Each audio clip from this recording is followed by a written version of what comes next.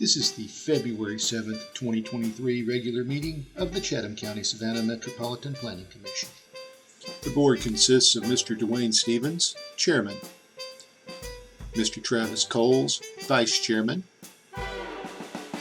Mr. Tom Wildwoody, Secretary, Miss Elizabeth Epstein, Treasurer.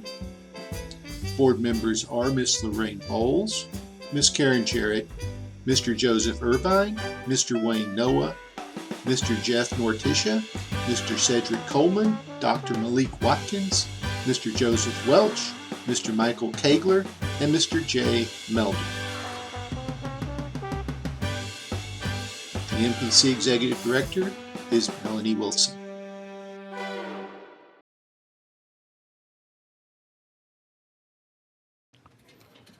All right, good afternoon. We'd like to now call the February 7th, 2023 regular meeting for the Chatham County Savannah Metropolitan Planning Commission to order.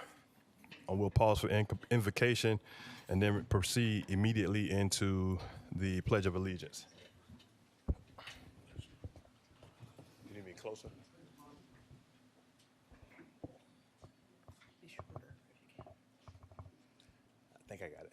Can you guys hear me now? Is that better? No? So I'll just come down. All right, sorry. Let's pray.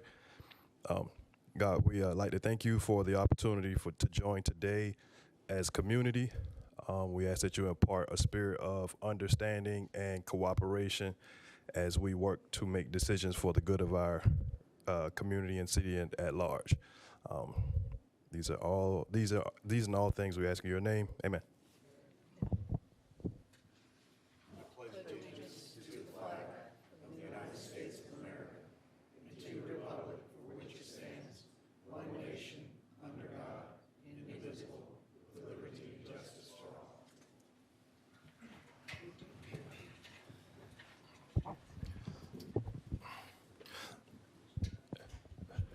Okay. Excuse me. The agenda, the way the order of the business today will go like as follows. The agenda is broken down into several parts. First, notices, proclamations, and acknowledgments. Next, the consent agenda, which consists of items for which the applicant is in agreement with staff recommendation and there are no known objections. And this will be followed by the regular business, old business, and then the adjournment. For each item on the regular agenda, staff will make a presentation, and the staff presentation will be followed by a presentation by the petitioner, should they elect to do so. The petitioner will be allotted a time frame of no more than 20 minutes.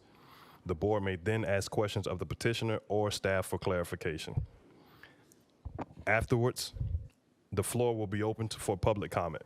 If you wish to comment on an item that the board is considering at the time, members of the public that are in person must fill out a speaker card and give to staff. If you are participating virtually, use the raise your hand feature on your screen. Do not use the raise your hand feature until the item you want to comment on is considered. At the appropriate time, you will be recognized and staff will unmute your microphone, and we ask that you unmute your microphones as well. At the end of your allotted time, as determined by the chair, your microphone will be muted and the chair will recognize the next speaker. The total public comment time will be equivalent to the petitioner's presentation time. Therefore, it is important that you use the raise your hand feature during the hearing on that item if you wish to speak on a petition. Once the floor is closed for public comment, no additional public speakers will be allowed. If you are not certain you want to speak, still use the raise your hand feature and or submit a speaker card to which once you're called upon, you will have the option to decline speaking. After the public comment, the petitioner will have the opportunity for rebuttal and then additional needed questions by the board. Finally, the board will take action. Okay, just as some general housekeeping, if you all would, please ensure that your phones are silenced or on vibrate. That would be greatly appreciated. Additionally, I would like to just make a quick statement regarding the wild heron petition. That item has quite a few speakers, and for the sake of everybody's time, what we will likely do is ask for those that are in favor and ask for those that are opposed, and we will ask you to raise your hands. And then subsequently, if you all would do us a very solid, and I'm sure a solid for all of your peers as well and neighbors, if you have someone that would like to kind of summarize the information, maybe 2 or 3 people, summarize the information that you guys would like to offer up, so that we can be judicious about the time, that would be excellent. Additionally, there have been several pieces of information that the board has received via petitions, letters expressing your concerns. So some of your positions may be a little redundant. So if you would please try to, if you have a strong relationship with some of your neighbors, find a spokesperson and offer up maybe 2 or 3 people to come and submit comment. That would be greatly appreciated, because we have read and have heard a lot of your concerns. We do want to afford the public the opportunity to submit comment. However, with the sheer quantity of people that are here, we could be here for quite a while if everybody gets up and speak. But just wanted to add that, okay? So now we'll move into, excuse me, next item on the agenda, and that is the approval of the agenda. Cole's motion to approve. Noah second. We have a motion on the floor made by Mr. Coles and seconded by Mr. Noah to approve the agenda. All in favor? Aye. Any opposed? Okay, thanks. Next item on the agenda is notices and proclamations and acknowledgements. There are none listed. Therefore, we'll move on to the items requested to be removed from the final agenda. That is the item rezoning map at 1800 East 63rd Street. Let me see, I'm trying to get that petition number up. I got it, thank you, yeah. And that is rezone from RSF 6 to RMF 2-20, and that petition number is 22-004421. Cole's motion to remove item 1. Noah second. Okay. There's a motion on the floor made by Mr. Coles and seconded by Mr. Noah to remove the item as identified on the agenda. We'll do a voice vote. All in favor? Aye. Any opposed? All right. Thank you, Mr. Well, I'm gonna wait till I do the consent. Thank you. Now we move on to the next item on the agenda, and that is the consent agenda. No, excuse me. Items requested to be withdrawn. There is none listed. There are none listed, and now we'll move on to the consent agenda. The consent agenda consists of items for which the applicant is in agreement with staff recommendation and for which no known objections have been identified nor anticipated by staff. Any objections raised at the meeting will result in the item being moved to the regular agenda at 12:30. At a 12:30 briefing, the staff will brief the commission and consent agenda items, and time permitting, regular agenda items. No testimony will be taken from applicant supporters or opponents, and no votes will be taken at the briefing. So that has already occurred. The only item we have on the consent agenda today is the approval of our January 17th, 2023 meeting minutes. Cole's motion to approve the consent agenda. Noah second. All right, if there's no discussion on that motion, we'll do a voice vote. All in favor? Aye. Aye. Any opposed? Okay, thanks. For those that may be attending online or those that you have shown up for the item 1800 East 63rd Street, if you came here for that item has been removed, so you are free to go at your discretion. All right, thank you. So we'll move on to the next item on the agenda, and that is old business. It's a map amendment at Wild Heron Road, a rezone from A1 to RMF and RSF-4. And that petition number is 22-002-692-ZA. Mr. Lotson. Thank you, Mr. Chairman. This is a petition to rezone property. The petitioner is proposing to rezone the property from the A1 zoning classification, which is agricultural, to two separate zoning classifications, RSF4, which is a single-family residential classification, and RMF1, which is a multifamily classification. The subject property, which is known as the Fawcett Tract, is a tract of land in the Georgetown subdivision. And let me show you here. This is the site area of the subject property. The petitioner is proposing to rezone this property for the purpose of developing the property with single-family detached residential and with a portion of the property being developed as townhomes.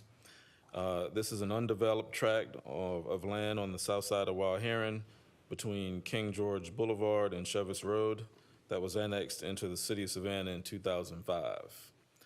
So this is a tax map of the portion of the property that the petitioner is proposing to rezone. I should mention that the areas that you see identified as tract D and C are also owned by Mr. Fawcett, who is here in conjunction with the petitioner today. But those portions are not being requested to be rezoned. They would maintain their current zoning. The overall tract is a total of 227 acres in size. The portion to be rezoned is 105 acres. The development pattern on the north side of Wild Heron includes primarily single-family residences. Lot sizes generally are larger than traditional, being plus or minus 85 feet in width on average and 125 feet deep. This area also includes attached single-family residential uses as well. These patterns are fairly typical within the Georgetown and Southern Woods neighborhood, which abuts this property. The area also includes townhome development such as Wild Heron Villas and Trellis Way. West of the subject property, residential lots are somewhat suburban in nature and generally larger in that area as well. This is an aerial map that shows the subject property related to the properties around it. And this is a zoning map that shows the surrounding zoning, which is, of course, residential. As you will recall, the applicant came before this body previously. At that time, one of the topics of discussion related to this project was traffic. Because of that, the petitioner continued the item and went to do a traffic study. Because of the timing and it being summer, the traffic study was held over until school resumed. Georgetown Elementary is just north of this property along King George Boulevard. They waited until school was back in and completed the traffic study. So that's the primary reason of the length of time between the previous hearing and today's hearing.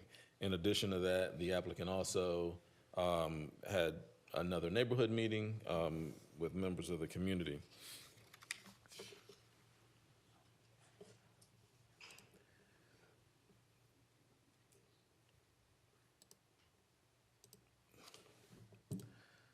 For just a little additional context of the area at large, you can see the highlighted property here, the approximate boundaries of the highlighted property, the Georgetown area, along King George Boulevard here, Grove Point Road here, and Chevis Road here. These are all the primary entry points to Georgetown and to the Southern Woods.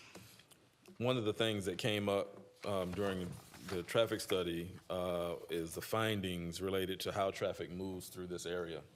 The primary indicator of the AM and PM peaks were traffic on Highway 17 eastbound that in order to avoid the traffic on 17 are taking Chevis Road down to Wild Heron Road over to either King George or Grove Point.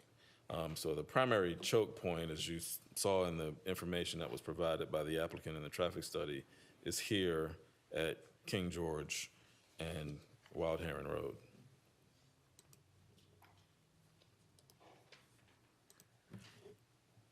These are some typical street sections along Wild Heron, just for some context of the area. And these are looking west on Wild Heron. The subject property would be on the left in these photographs.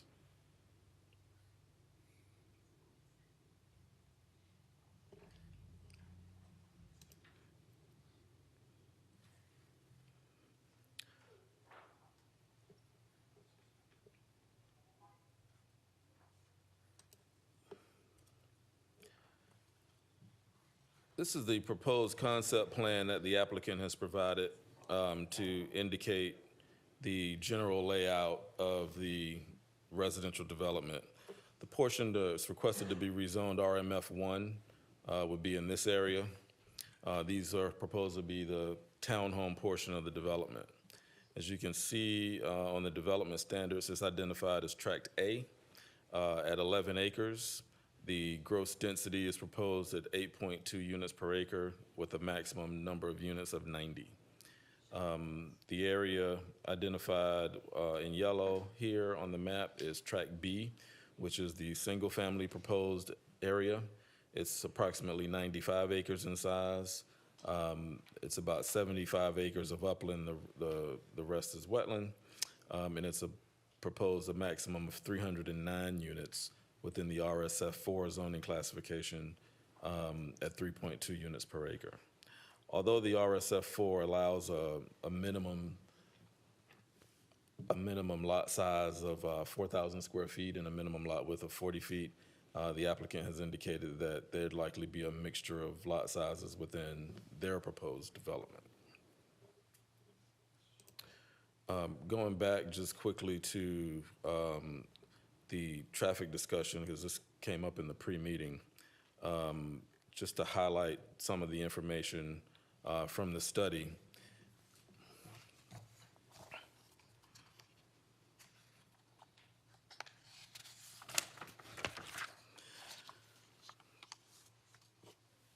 The study, as I mentioned, was held over until after school started back, so we believe these numbers represent accurate, likely outcomes here. In terms of the current volume, the traffic study indicates that the AM/PM peak hours at those times, the intersections function at acceptable levels. It further indicates that when considering what's known as a no-build scenario, meaning that if we look at 2025 and nothing ever happens here, Wild Heron and the King George intersection, these areas around here would still function adequately. However, on a build-out scenario, the delay at that intersection of Wild Heron and King George would significantly decrease and create a failure at that location and at Wild Heron and Cherryfield Lane, which is immediately across from the subject property. So with these findings, the applicant then went in with their traffic engineer to discuss alternatives of ways to improve the flow here, understanding that the issue really is the volume at peak hour and where these trips are coming from. There was an initial plan to possibly install a roundabout at the near the intersection of Cherryfield Lane. After further discussion and review of the traffic study, they came to understand that the real issue, which was at King George, would be better served with that kind of infrastructure in order to decrease the start-stop traffic at that intersection. They've proposed a concept roundabout at that location, which, as I mentioned in the pre-meeting, would be primarily located on the Fawcett property and within the existing right-of-way. While this has not been designed from the standpoint of something that could be submitted and approved by the county, the petitioner's engineer did meet with Chatham County to discuss this option.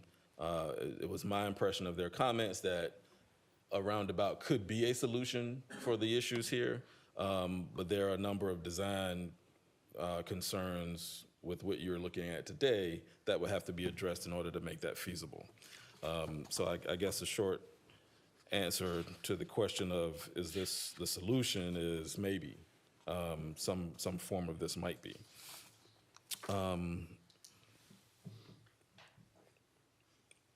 Chatham County also, the engineering department, they had, in addition, concluded that any development of the subject property, as shown on the concept plan here, would require the dedication of additional right-of-way along Wild Heron Road for future improvements, along with the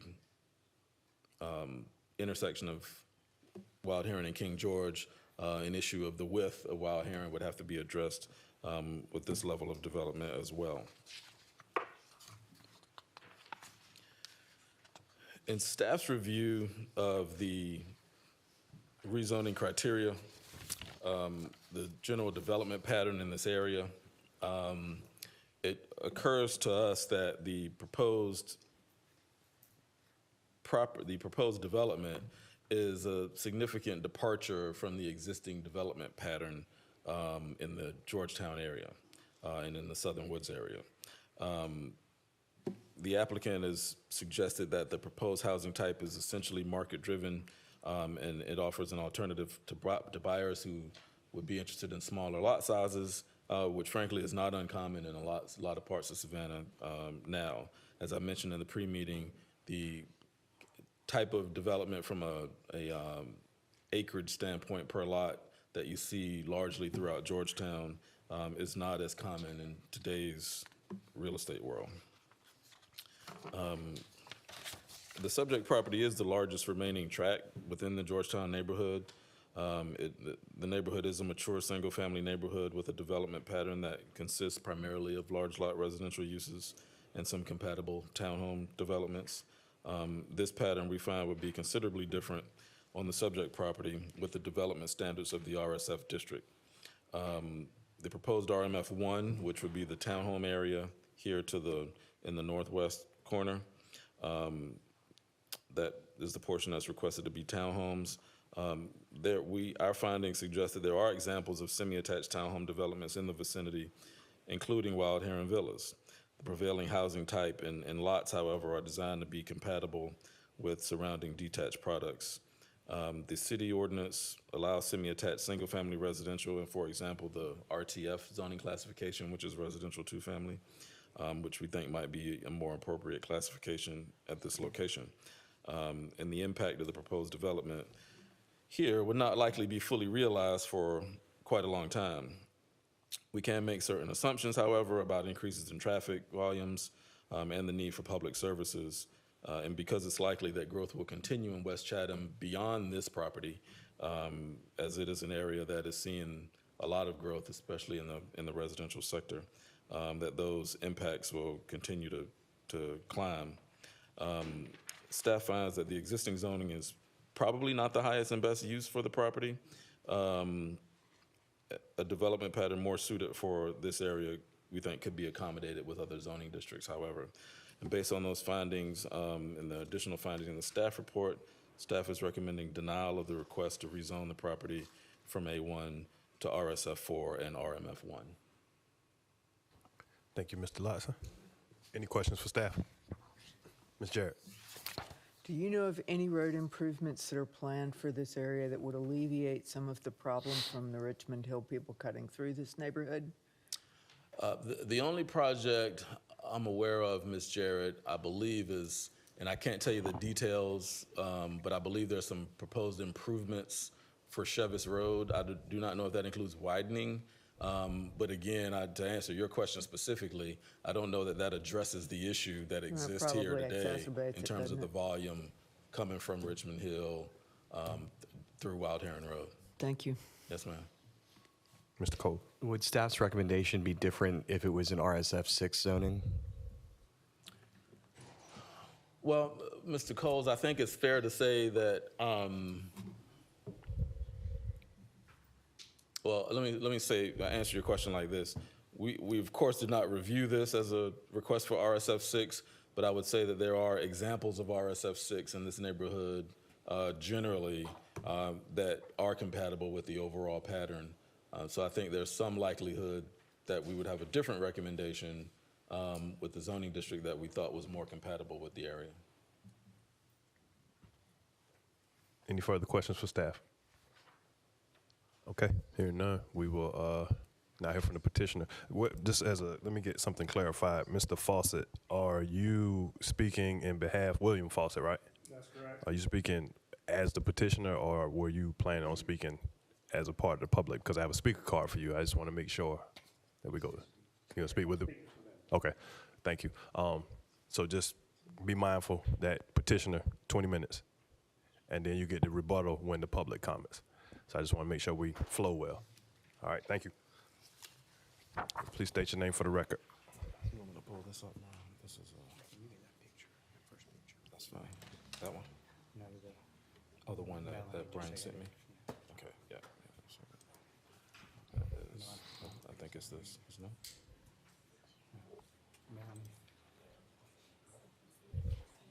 Oh, that one, okay. Oh. Okay, yeah, they tricked me. I didn't know that one was there. Okay, there you go. Is that good? Yes, sir. Okay. I can't see. How you doing? My name is Rob Brannon. I'm an attorney with Bowen Falligant. I represent William Fawcett and the Fawcett family, who are the owners of this property. They are not the buyers and the developer of the property, but I'm going to try to coordinate because we had we wanted William to talk, and then we wanted the developer to talk, and then we also wanted you to hear from our traffic engineer. So I think those are sort of the important components here. So I'm going to let William Fawcett come up. He's the current owner of the property. All right, thank you. Good afternoon, ladies and gentlemen. As Rob said, I Please am state your name for the record for me, please. William Fawcett. Thank you, sir. I am one of the current owners, together with my two sisters, of this property. This property's been in our family since 1935. This is not something we're just popped up and trying to make a dollar off of. You know, I have lived out here in this area my entire life, minus the last couple of years. I've seen a tremendous amount of growth over the years. You know, some of it you agreed with, some of it you didn't, but it's nevertheless, it's always been growing. You know, I've thought long and hard about who to partner with. There's no way that I could taken on this project myself. The Wardlaws have been a very prominent, long time, one of the finest developers in the county, in the area. I think they do a good job, and they provide a good product and a good service. There was just a few other things. You know, my family's been very active in this community for all these years. We've donated right-of-ways for roads, you know, for King George Boulevard to come through and tie in Wild Heron, to keep the double median from the rice mill area on down towards this curve here. At one point in time, they were having flooding issues back in Kings Grant and on this side of Georgetown. They came to us needing help. They needed somewhere for the water to go. You know, we let them construct this lagoon structure here to alleviate the drainage. As we've got nothing out of that. We weren't paid for the property or anything like that. The community started running out of water at one time. Then we had a little piece of property right here on the corner of the property. We donated that for the community well. It was a county well at that time. As time went on, they started running out of water again, basically. There wasn't enough water in the fire hydrants to put out a fire, and they wanted to loop the system in to around the Bradley Point, so we had a loop water system. So they came to us wanting to run a water main here through the center of the property that tied in back through Valambrosa back over to 17. In order for us to do that, they also sort of twisted our hand and wanted us to annex in the city. It seemed like the thing to do at the time, so we did. The property's been in the city for almost 20 years now, which you know what that does for your tax rate and everything else. But we've received no benefit or service from the city during this time. But that's just some of the things. I'm just appreciate y'all's time in hearing our petition today. Thank you. Thank you, sir. Thanks, and I'm going to let Jack Wardlaw come up. Jack is representing the buyer of the property and the developer. He's going to tell you a little bit about the time frame and the cost and some of the issues that we're addressing. Okay. Good job.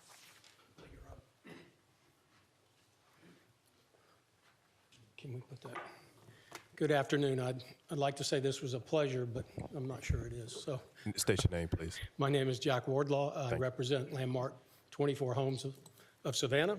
And I have some of our staff with us today. Todd will be standing up in a minute, and he's our engineer, our traffic engineer. He's a third-party traffic engineer.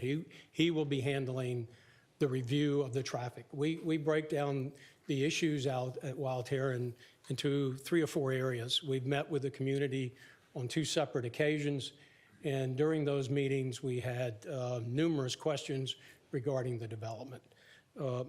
Primarily, they were broken down to like 4 or 5 different areas, traffic being probably the most predominant issue. Second was the density or the zoning of the property. Third was infrastructure relating to schools, fire, safety, those types of things, and then property values. I'll talk about most of those issues with the exception of the traffic, and Todd will talk about that and what we're planning to do there, because we believe we have a solution. Density, as you can see, it's hard for me to see. This is an area map. Our master plan that has been shown shows 2 different type of lot sizes in there, actually 3 different type of lot sizes. One, a townhome section, and if you see where that's located, it kind of transitions. If you look what's across the street, there's a duplex development across the street, and then if you look to the west, there's a lot of manufactured housing along Chevis Road. So we're trying to create a way to transition from that type and to what lends itself across the street. And so we're proposing there a townhome development, which we've developed in numerous locations throughout Chatham County and the city of Savannah. It's not a cheap product. It's about $275,000 to $300,000 home. It'll be a 1,800 square foot home, so it's not small, and they come with garages. So that's what we're proposing in that area of the development. And that is really it becomes a first-time buyer home. It's really hard today to find product that is for the first-time buyer, for the single mother, for the retired person trying to downsize. That's what they're looking for. They want a product that is kind of lock and leave, if you understand what that means. It means I don't have to maintain the outside of the house out, the grass is cut, all those types of things. There'll be a fee simple house. It'll be a lot with a fee simple. They won't be condos. And so that is really what people are looking for today. This whole development is market driven. So in the other area, we're proposing 50 by 120 foot lots. That's a 6,000 foot lot. And if you look and see across the street, you'll see a lot of those with the same size lots. They may be 60 foot in the front, but they're only 100 feet deep. So that's a 6,000 foot lot. And there are numerous of those across the street in that area. And how do we know that? Because we developed a lot of those over the years. So, matter of fact, I still own homes back there. So that's what we're proposing there. So if you look on this map, you can see the orange that shows. I'm gonna have to ask you to, if you would, come back to the microphone because we're losing you for the recording. I forgot it was right here. I Thank you. couldn't see it. I need my glasses. So if you look at the orange areas, those are townhomes or duplexes. 2 of those areas are right across the street from what we're proposing. So we think we are compatible to have a multifamily townhome type product to be right there, because it also transitions with what's going on at Chevis and what's across the street. Now, if you also look, we develop a couple of neighborhoods that are in this vicinity, one of them being Sweetwater. If you've driven through Sweetwater, the project's been on your agenda a couple of times. Those are 50-foot lots. Everything in there that we're developing now is 50-foot lots. It originally started as a larger lot development. It had 60-footers and 70, and had some 40-foot product in that development. Now they're all 50. That is pretty much the standard development size That's happening not just in Savannah, but nationwide. We don't want to confuse the size of the lot with the quality of construction nor the value of that lot. We are selling in Sweetwater. I looked yesterday, I asked our sales folks to tell us exactly what were the last 10 closings. What was the average sales price for the last 10 closings in Sweetwater, which were sold probably 6 or 8 months ago. They were over $275,000. And the square foot were anywhere from 2,000 square feet to over 4,000 square feet. All of them 2-car garage. That is what your middle America is looking to buy today. And that's what we've programmed this development for is your average citizen. One struggling to pay the bills but wants to buy a house. We build homes so that we can try to deliver a dream for someone. And the only way they're going to be able to obtain that dream is to have something affordable. Now, affordable today is not $275,000 because that's the median price of homes in Georgetown today. We're talking $375,000 to $450,000, and we will have a townhome product that's $275,000 to $300,000. And it's being built everywhere. It's being built in Sweetwater. It's being built at Bradley Point. It's being built at the Highlands. It's being built in Harmony and Pooler. Everywhere you look, 50-foot lots are pretty much the standard.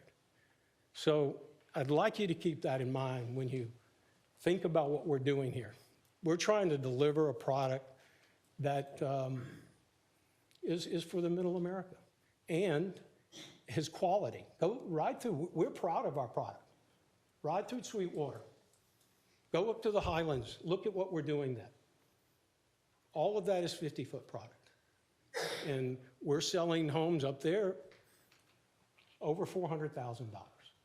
So it's important that you look at that because compatibility in today's market is not just the size of the lot.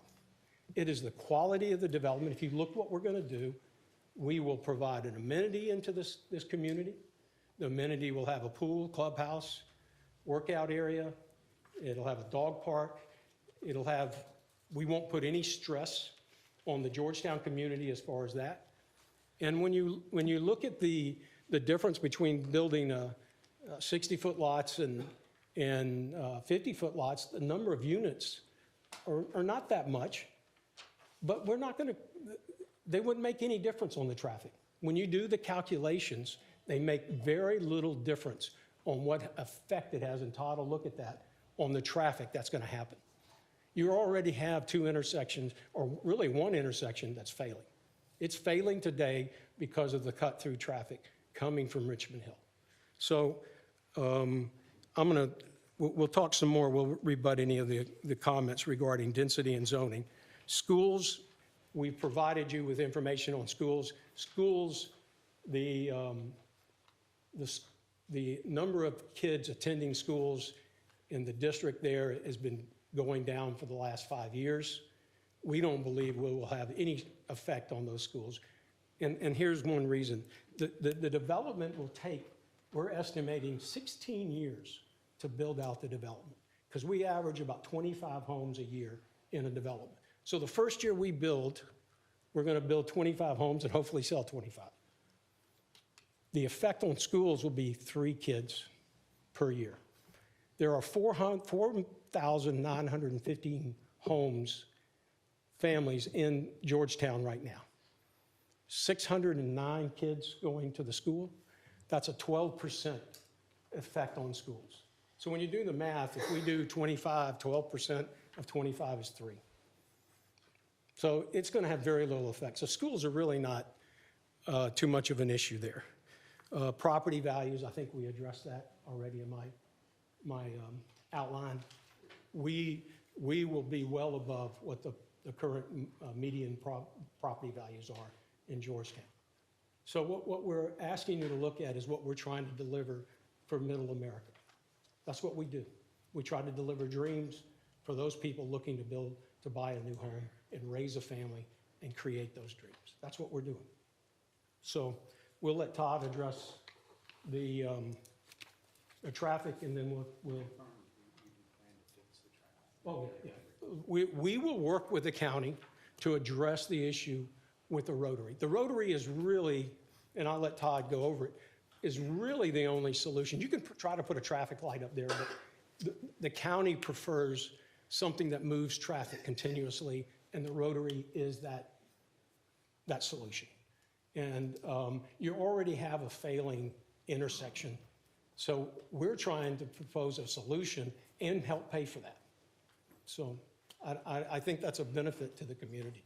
And, you know, you can't stop the traffic coming from Richmond Hill. We've talked with different people, and I don't know how you do that. But Todd, why don't you do that? Just FYI on time check, we guys got about 6 minutes left. for your 6 team. minutes, okay. This Yes, is sir. Todd Salvagan. He's the traffic engineer that did the traffic study for us and has come up with recommendations on how to solve the traffic problems. All right, thank you. Afternoon. As indicated, Todd Salvagan, I'm with the firm of EPC, and I'm going to be quick.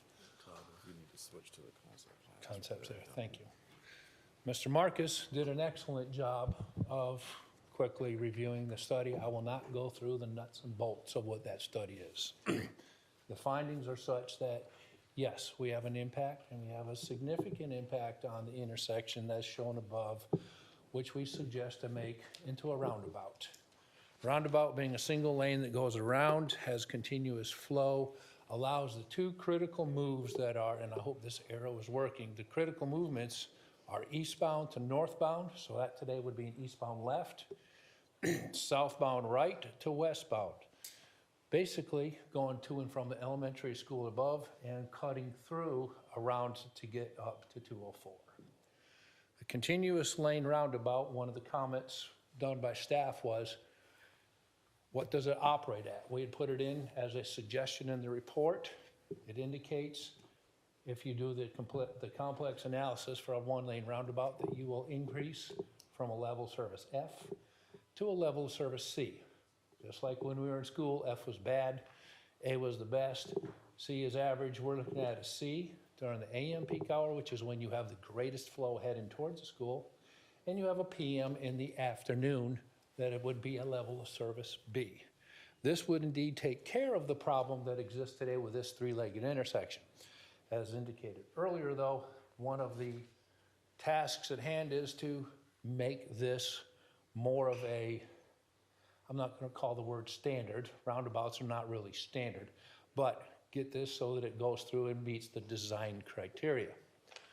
One of the other questions that was asked, and I'll just point it out on this, is we are going to create across the frontage of Wild Herring on the main access to the single family, a left turn lane.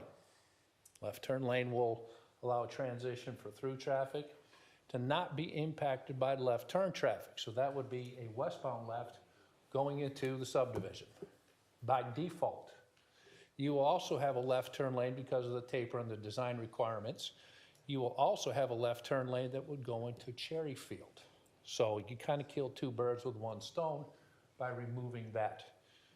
That will not necessarily improve the minor streets because delay is based on the minor street approach. A left turn from a stop sign is the most difficult. But it will improve the throughput as no one has to stop to wait for somebody to make a left turn. That left will now be out of the range of the through traffic, so it will be continuous. That will also improve, in that regards, traffic circulation, not necessarily the delay will still be in the magnitude of about 50 seconds delay with that improvement. Those kind of summarize the two things. Like I said, Mr. Marcus did very well in the existing study. I'm open to any questions that you have. Thank you, sir. You guys have 3 minutes. If you want to use them, cool. If not, we'll move on. Okay, I'm just summarize real quick. So our position is that this is a compatible neighborhood. These are 50 by 120 foot lots, 6,000 square feet. which is what we see in the Georgetown area.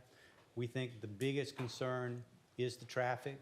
We are willing to make the zoning condition on us reaching an agreement with the county to provide a roundabout or some other type of traffic facility to solve that problem. So we think we'll leave the neighborhood in better shape than we found it when we're done. All right, That's it. thank you, sir.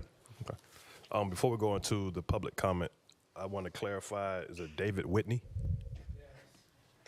You didn't put if you were opposed or in favor? If you were, okay, thank you. All right, just wanted to make sure I have that recorded for the record. If with a quick show of hands, could we have all those that are opposed?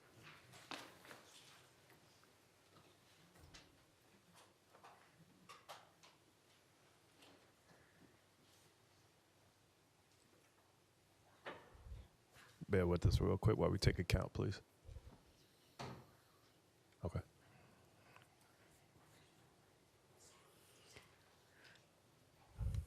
Raise them high. Did we get a count? I'm gonna get your shoulders working well today. We're good. Okay. Thank you. All right. Thank you. You guys can put your hands down. Is there anybody in favor? Don't be bashful because the majority had hands up for opposed. All right. Okay. So I do want to afford. I don't have a ton. I have more cards than I would hope, but I don't have a ton. But I will abbreviate the time, so you don't have to consolidate your comments to another person. But I would ask that you consolidate your comments to a minute and a half. It's a hard stop. I'm going to have an alarm that will go off. So please respect the time and move on so they can afford your neighbors the opportunity to speak. What I'll do is I'll go to the online folks first so that if you do have notes and you want to consolidate it to that 90 seconds, you have the opportunity to do so. So I'll get our virtual participants' comments and then I'll come to the floor.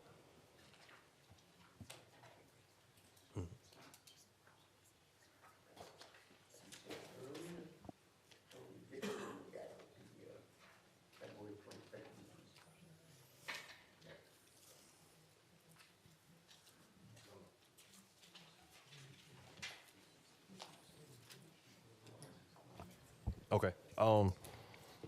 I think we have our Commissioner Whiteley on the phone. If you would, Commissioner, please unmute yourself and submit your comment. Good afternoon. Can you hear me? Yes, sir. All right, thank you, Mr. Chairman. Just to be clear, so I've got 90 seconds. Yes, sir. Please. All right.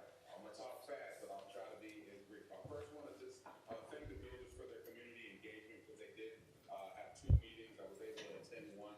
A big challenge that I'm here, again, Commissioner Whiteley, on behalf of my constituents. I want to just share a lot of the information that I've received from my constituents in opposition to this. One is safety. The other is traffic. When it comes to safety, when we look at the adjacent properties, as Mr. Wardlaw spoke about, he is correct that we do see some of the smaller lot sizes, but all the units that we mentioned are in incorporated areas. But a lot of the adjacent properties here are unincorporated citizens. Therefore, I serve as the only local representation they have.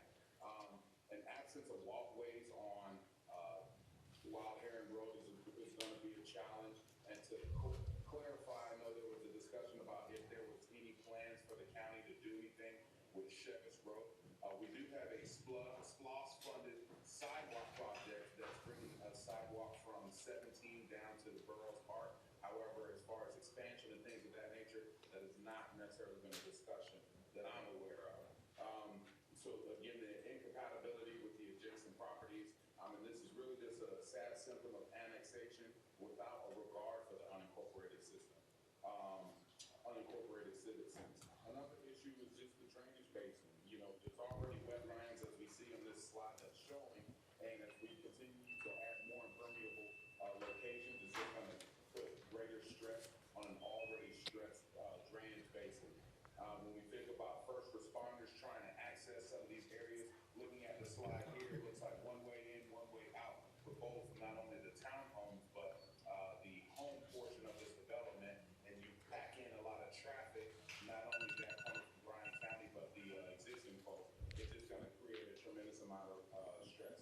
sure you'll hear more from my constituents who are already there. But at the end of the day, we understand growth is taking place. Again, I sincerely appreciate Landmark's attempt to connect with the citizens. And if we could have larger lots that match the neighboring subdivision, that'd be great, because I would hate to have to wait for multiple minutes to get out of my subdivision on Cherryfield Lane if I lived over there when we think about the wild hair. But I hope that summed that up in 90 seconds. You know, I gave you a little bit more, but it's cool this time. All right. Thank you for showing up on behalf of your constituents, Commissioner. Next person online is John Taylor. Hard 90 seconds, please. Please state your name for the record.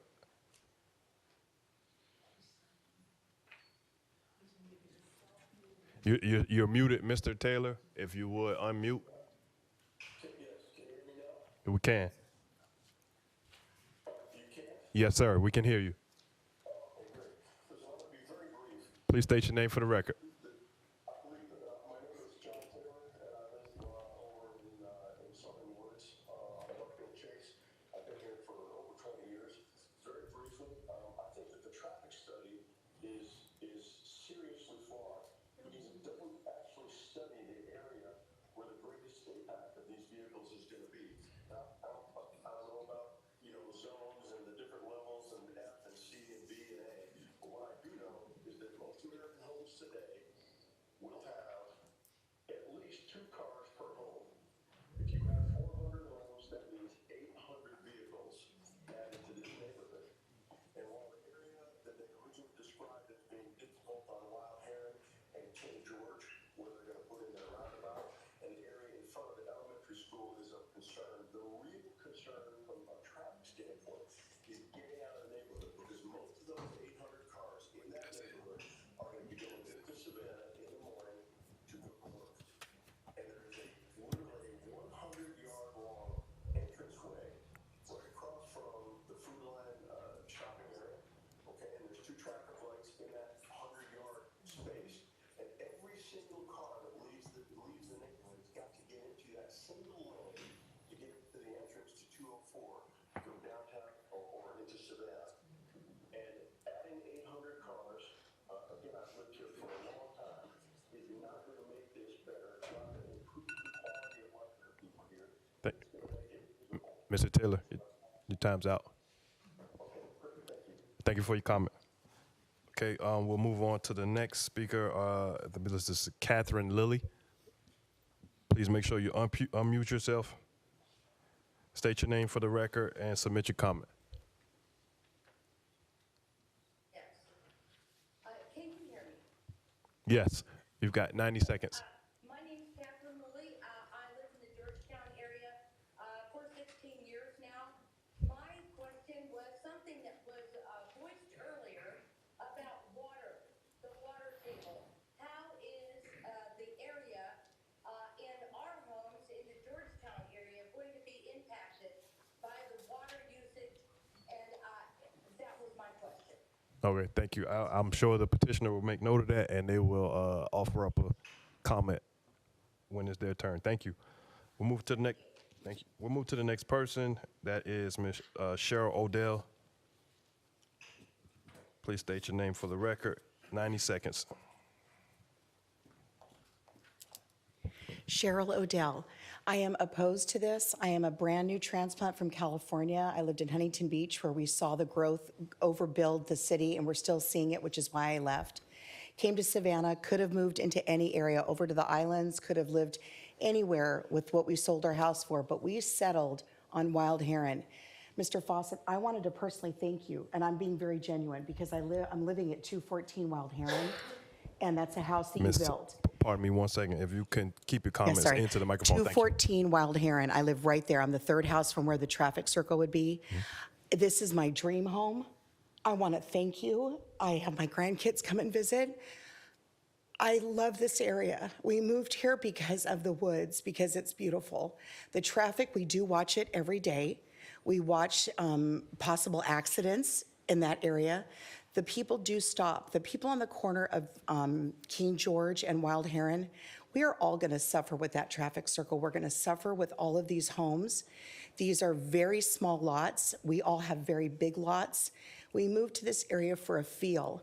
And Mr. Fawcett, again, I want to thank you. I love my home, but I would like to ask you, would you want to live at 214 Wild Heron with this traffic and with what's going to happen? Thank you. Thank you. All right, can we just maintain those comments, those additional comments? Appreciate. Thank you. And if you guys would, I'm still getting a lot of phone ringing. Would you guys please check your phones to make sure they don't vibrate so we can make sure all of the information that is being recorded is actually being caught and clear. Thank you. David Whitney, 90 seconds, and please state your name for the record.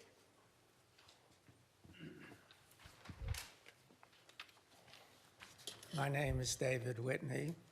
I attended the meeting that was sponsored by Landmark on January 25th in the evening. It was held at the old Publix grocery store right next to Abercorn.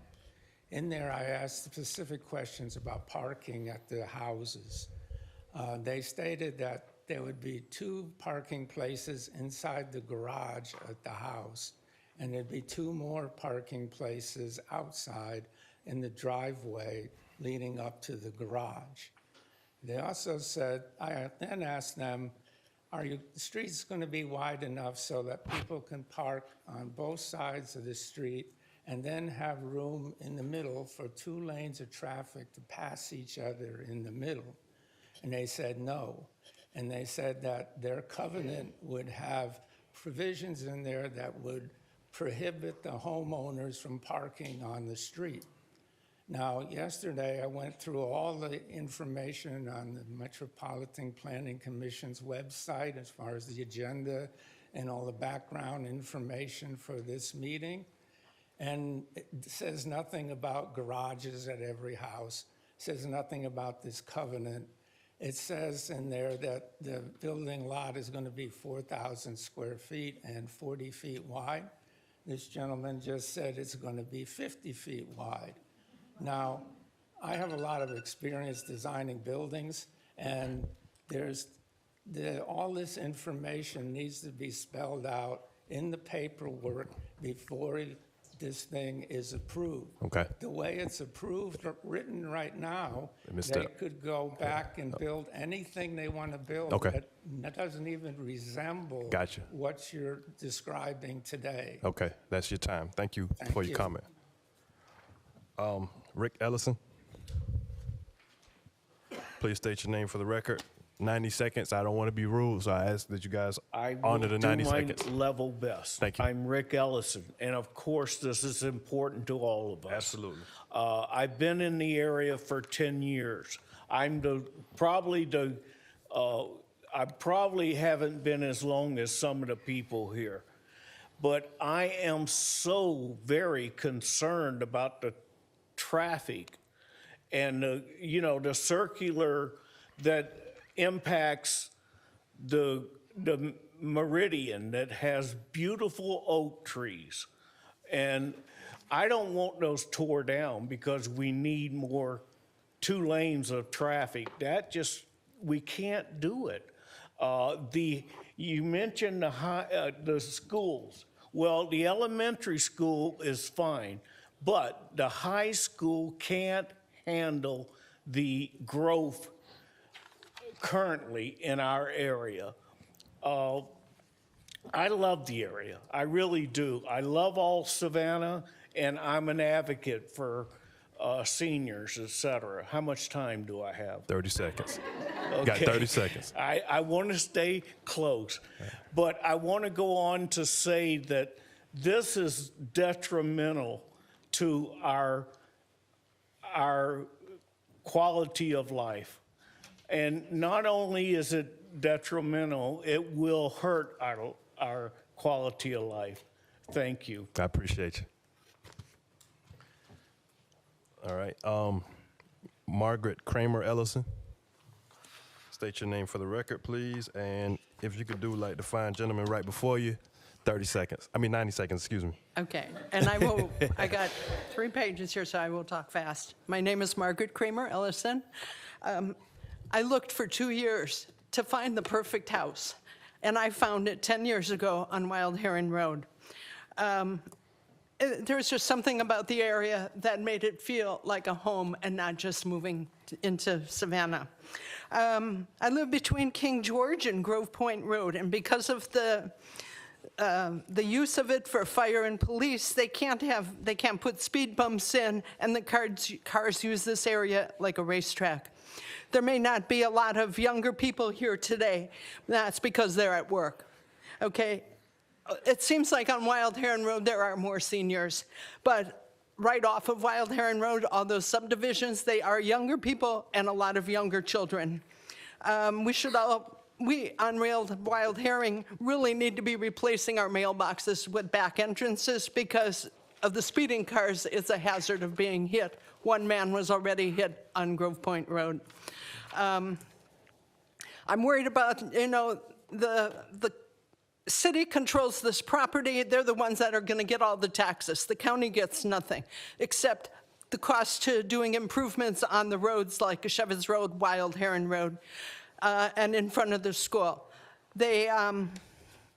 If they need to be doing any of these widening and sidewalks, that meridian, they would need to cut down. There are lots of old, beautiful trees there that would be a shame to cut those down. That's your time. That's your time. Oh. Thank you. Thank you. Good work, Margaret. Couldn't talk fast enough. Lisa Lovitz. If you will, please state your name for the record and adhere to our 90-second time limit. Good afternoon. My name is Lisa Lovitch. I live on Wild Heron Road, and just as this woman had mentioned, I've seen a lot of speeding and traffic issues, and unfortunately, adding 800 more vehicles is going to be an issue. I think everybody behind me recognizes that. I also have worked for a builder, or many builders, so I understand the planning. However, I do feel that the amount of impact that that's going to have and the number of lots that are there is sorely going to affect the look and the feel of that particular community. That's really it. Thank you. Mm-hmm. Thank you. That's impressive. All right, we'll go to Callie Michaels, and please let me know if I pronounce your name wrong when you state your name for the record. 90 seconds, please. Hi, I'm Callie Michaels. Okay. The point I would like to bring up that nobody's seemed to mention yet is the fact that I think that what's not being really considered is that the traffic circle, it makes the cut through more appealing. The flow of traffic is like, oh, great, I can leave Richmond Hill and go even quicker through here. I live on Wild Heron directly across from where you'd be building. And there's a lot of dead animals. And, there's one this morning. It's every day. It's a lot of it's the traffic. So I'm just, safety is an issue. And if there's dead animals, there could be dead people. So that's all I have to say. Thanks a bunch. Consider speed bumps. Thank you. All right, thanks. All right, Susanna Lane. Please state your name for the record. 90 seconds.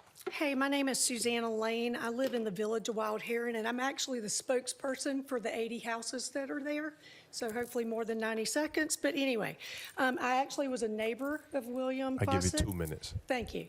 William Fawcett, who lived in our neighborhood years before. I've lived there for 20 years. I've raised 2 children there, and we moved there for the integrity of that neighborhood. The integrity is, I think, what everybody keeps talking about. There have been many concerns. There have been decreased property values, increased traffic, overall safety for everyone there. We haven't discussed ecological issues like the wildlife that's going to be displaced, even the long-term effect of what this is going to look like in Georgetown as a whole. Also, there might even be, historical This might be historical land. I know it's been in Mr. Fawcett's, family for a while, but there's been no cultural resource report done, so we don't know if there's, it's part of rice mill plantation, so we don't know anything about that. I've been to all of the landmark meetings as a representative of our neighborhood. The density of the homes is something that we really are concerned with, and the, decrease of our property values. Landmark has said that this will not affect our property values. The density of those homes, if you look at those neighborhoods, and I've sent this into the MPC to Mr. Lotson, if you go from King George Boulevard to Chevis Road and you combine all of the homes on that side of the road, because I will be directly across from this neighborhood, those homes will equal the amount, that huge part of space will equal what this small parcel of land is going to be. So you're talking 400 houses, 90 townhomes, which, by the way, I know that they're saying there's townhomes across the street. Those townhomes are on double the amount of land of what they're proposing to put their townhomes on. So we're talking about a lot of homes in a very small area. So that's a huge concern for our property value and the integrity of our homes. So if you can just keep that in mind, we would really appreciate it. All right, I thank have you. many other things to say, but obviously I cannot. So. Thank you.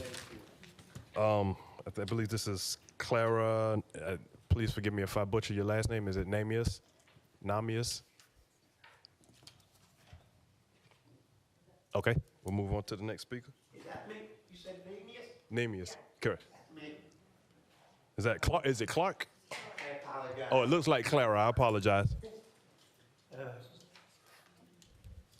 My name's Clark Namias. I live in Herringcrest, right across the street from where the project's gonna be at. Couple things between the this meeting and the couple town halls we had. Landmark says it's 400 homes. It's not 400 homes. It's 400 homes and 400 townhouses, families. Okay? If you look at the map, there's one entrance and one exit for the townhomes and one entrance and one exit for where the properties are gonna be at. Now, I called this Board of Education, and they said they had room for 723 students, and currently enrolled is 500 and just a few more. Now, when they build 800 homes, you have kids getting in there, and the kids can have to walk 1.5 miles from the school to where they live at. They go down King George, hang a right on Wild Herring. How the heck can you get across Wild Herring Road to their homes with all that traffic? You have the normal traffic, plus you have traffic for 800 more families, and that's a minimum 2 cars per family. So that's 1,600 cars going up and down Wild Herring Road. That's unbelievable. You're asking to kill some kids. Now, That's your time, sir. quality of life, That's your time, sir. you have no That's your time, quality sir. of life Sir, because you have no parks, that's your no time. nothing. Thank you.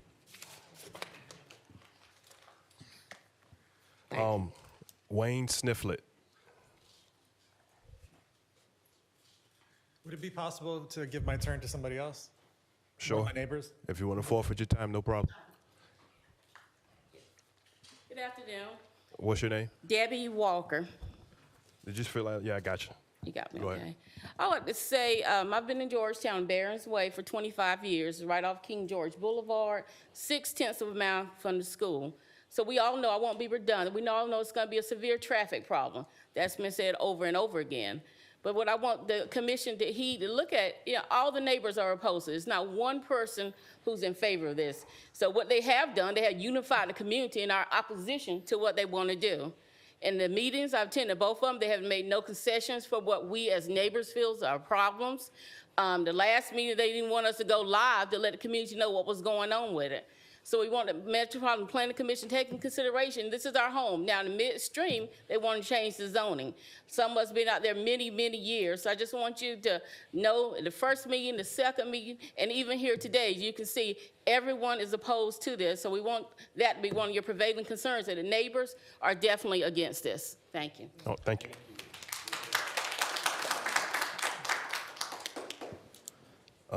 Ms. Vanessa Doby?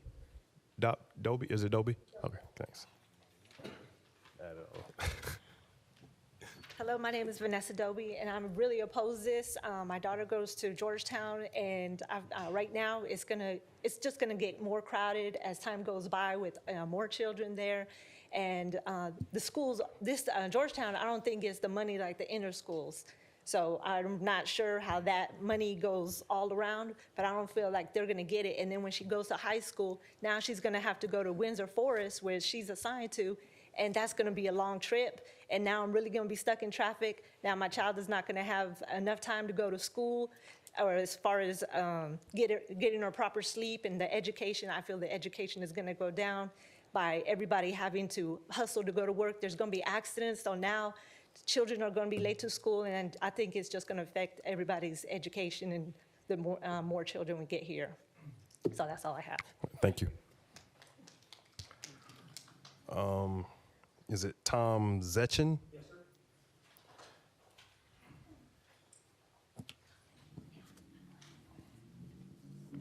Since I Please can state read, your name for the record. Tom Zekin, 1 Rice Mill Thank you. Drive. Since I can read quicker than speak, I'll just go ahead and read this. It seems to me that this situation is a perfect microcosm of what's going on in this country. The anger you see here and we see every day is due to the fact that the middle class is no longer heard. Instead, we are just being run over by special interests in corporate America. These gentlemen want you to believe this is progress. Well, my definition of progress is different than theirs, because mine does not include the words more traffic, more litter, less water. This has nothing to do with progress. Let's at least be honest enough to say this is strictly about revenue. We play by the rules, but the rules constantly get changed. The research and due diligence that many of us have done before we purchase property in Georgetown are rendered useless by the act of rezoning. Most of us have accepted we are never going to be in the top tier in this country, but I think most of us are happy with a modest home in a quiet neighborhood, and now they don't even want us to have that. If you put, I'm going to say 1,000 cars. I think 800 is a little bit low. You put 1,000 cars into our neighborhood, and I guarantee you it will destroy what we have. So that's that. Thank you, sir.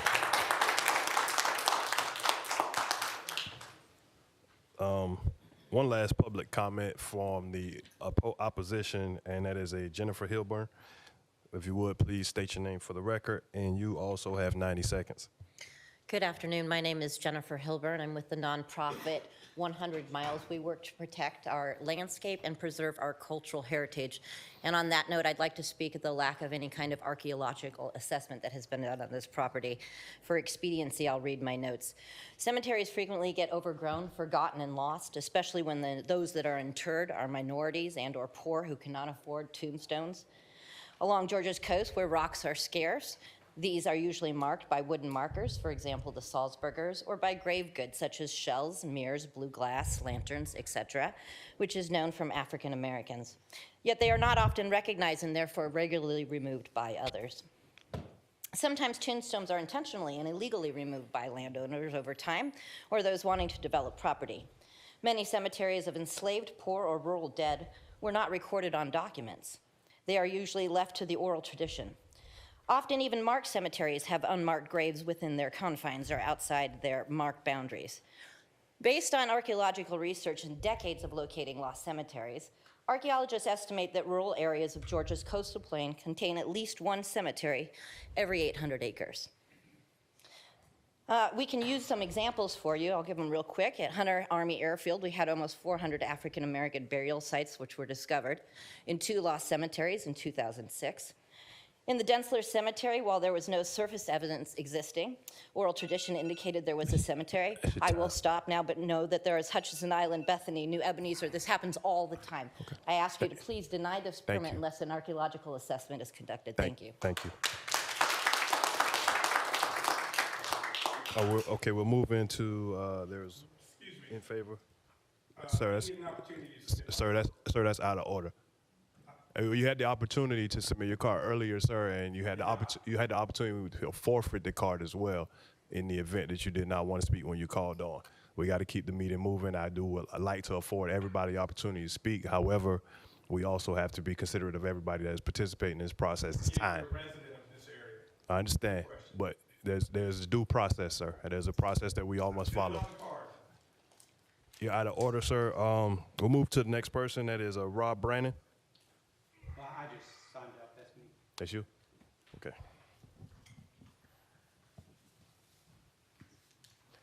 Okay, just want to make a brief statement to the public. The purpose of us abbreviating the time is because, as you see, a lot of the comments and concerns have been consistent across the board. And we did want to afford everybody the opportunity to say what they needed to say.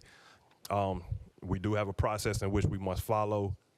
I appreciate majority of you all for following it to the T, but I do want to just let you know that is the purpose of abbreviating the time so that I can respect your time as well, because I know we all have to get on with our days. Okay, so now we'll move on to where the petitioner has the opportunity to respond to public comment. We had a couple of questions about drainage and things like that. Neil McKenzie is engineer, so he's going to respond to those questions. Afternoon.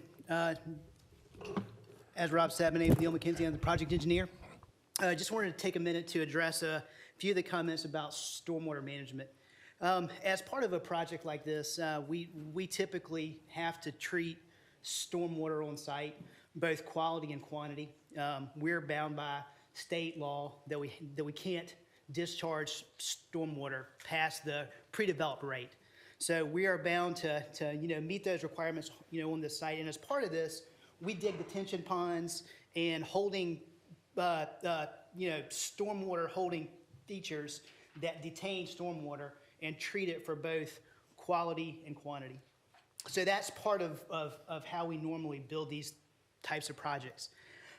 As far as access, one of the concerns was pedestrians, and as they leave the site and go towards the school, what we would say is on our side of the road, we would construct a sidewalk, and then if the improvements are made at King George and Wild Heron Road, we would have to provide crosswalks and safe access to get pedestrians around that roundabout and across that road.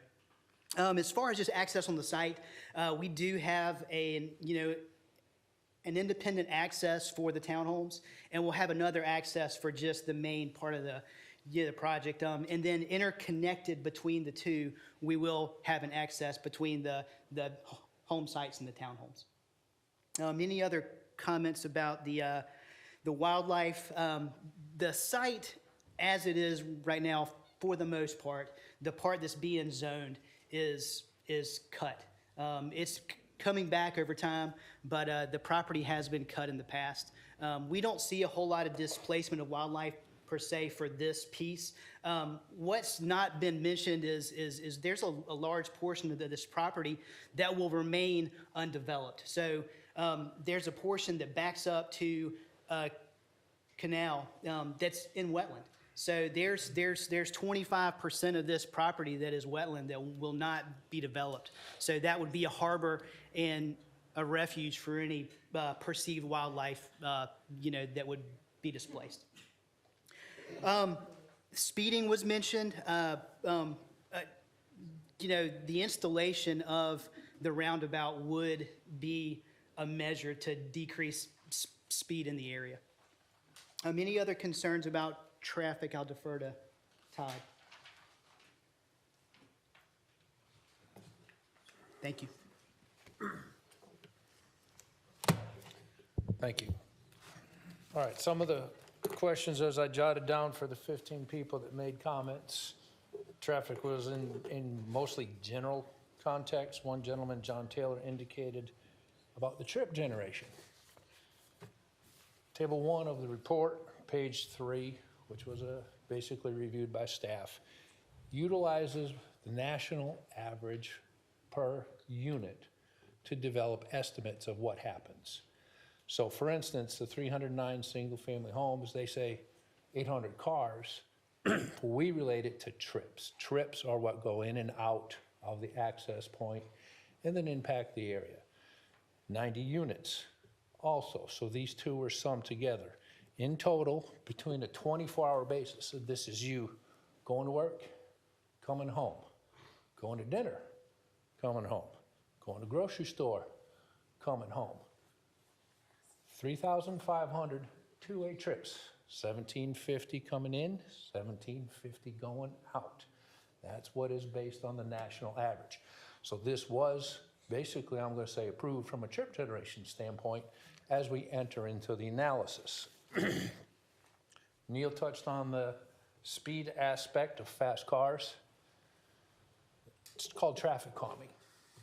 It is something that I do a lot in neighborhoods, and you go in and I can tell you, speed bumps, they're actually called speed humps. They're not the tiny little things that are a 6-inch rise over a foot. Those will tear your car apart. They're usually a 6-inch drive over 6 feet in width. Those are called the humps. A lot of time, you can also use other aspects. They call it chicaning, narrow down the road to make a car do this, to go back and forth so that they cannot go fast. And one of the main things that people try to put in, but is prohibitive because of expenses within neighborhoods, are, as Neil indicated, traffic circles or roundabouts, because I'm not going straight. I have to divert and chicane around the roundabout. Would this one help speeding basically in front of Cherryfield? No, because it's way over there. You can already slow down and speed back up. So you have kind of a double-edged sword. You want an acceptable level of service, but you don't want to improve. You put up a traffic signal that's going to get better, but not significantly better, and you won't meet warrants, which you have to meet under a federal standard. It was a suggestion, and it's evolving as we go forward. Traffic circle becomes appealing for cut-throughs. You want better levels of service, I'm trying to improve them. You have an F or you have a C with the respective existing or the roundabout. He touched on sidewalks. That would be something that potentially would go along the southerly side of Wild Herring to move over towards the roundabout, head towards the school. It is a pretty good hike to get there. Traffic problem. Just then it was more general. So any questions, I'm available. Thank you. You got something? Sidewalks. Were sidewalks planned Sidewalks are planned, yes, ma'am. along Wild Heron? If you want to talk where they're going to go. Yeah. So yes, ma'am. Please state your name for the record again for me, please. Neil McKenzie. Thank you. Sidewalks are planned. What we would do is we would build them along the frontage of the property, and they would go along the front as the road was widened, and just along, basically, this project would most likely have to give right-of-way, so the walkways would be in that right-of-way. Okay, will you be building the walkways? Yes, ma'am. Okay. Will you be building Track C? Not as part of this project. It's not Is part of this. that envisioned for the future? Not that I know of. Okay. What about the other track, the one further south? Further south. Track A?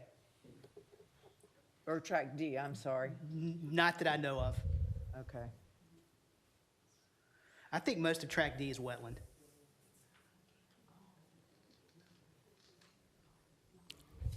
Okay. And you're not done with, this is a rezoning. This is not a development plan at this point in time. What you're looking for is the zoning, correct? Yes, ma'am. Okay. Okay. Would reducing the density, increasing it to RSF 6 or RSF 8 improve the traffic?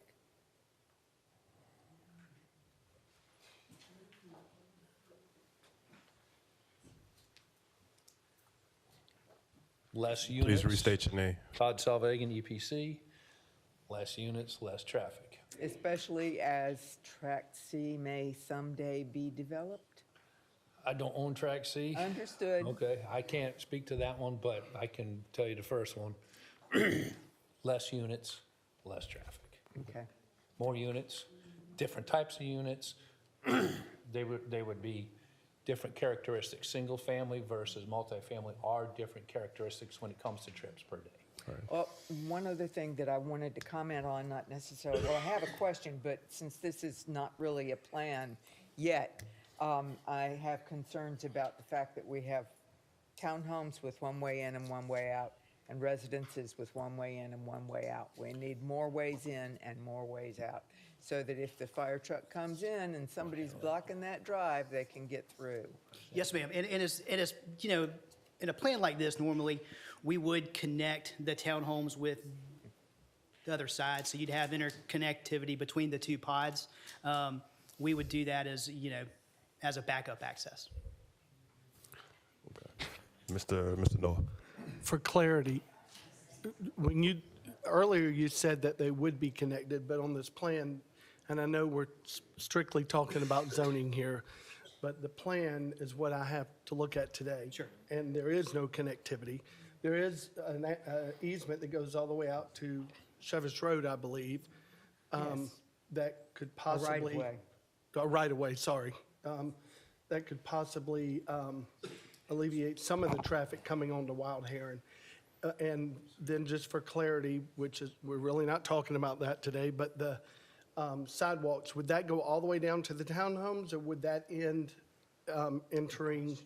Because I think we're talking about the whole piece, but we're really talking about two different types of developments. And where would that sidewalk end? So the sidewalk would continue down to the townhomes. It would be the entire project. As far as the connection between the townhomes and the main side, it's not on this plan, but this plan is vague, in nature as concept. When we do our design, we would have connections between the townhomes and Okay, that would be a must as far being the retired county fire chief. There's a lot of retired houses in there, transportation engineer. and one broken down car at the entrance could be disastrous. And that's with both townhomes and the larger development. Thank you, Mr. Noah. Mr. Wildwoody. The concept plan, I understand it's a concept, and this is really about zoning, and sometimes it's somewhat hazardous to put a concept plan there because you're trying to put something in somebody's mind, and you think it might be your best friend, and it ends up being your worst enemy. But my question is, have you considered any alternative zoning or densities that may be agreeable to the developers, and what is that, if you have? So we talked about earlier today, the specific product that'll be built here. These folks typically build on 50-foot lots. So I don't want to speak out of turn here, but I do think RSF 5 would fit the bill here. I mean, that's a typical lot size that this company builds on. So I don't think RSF 5 is out of the question. Good.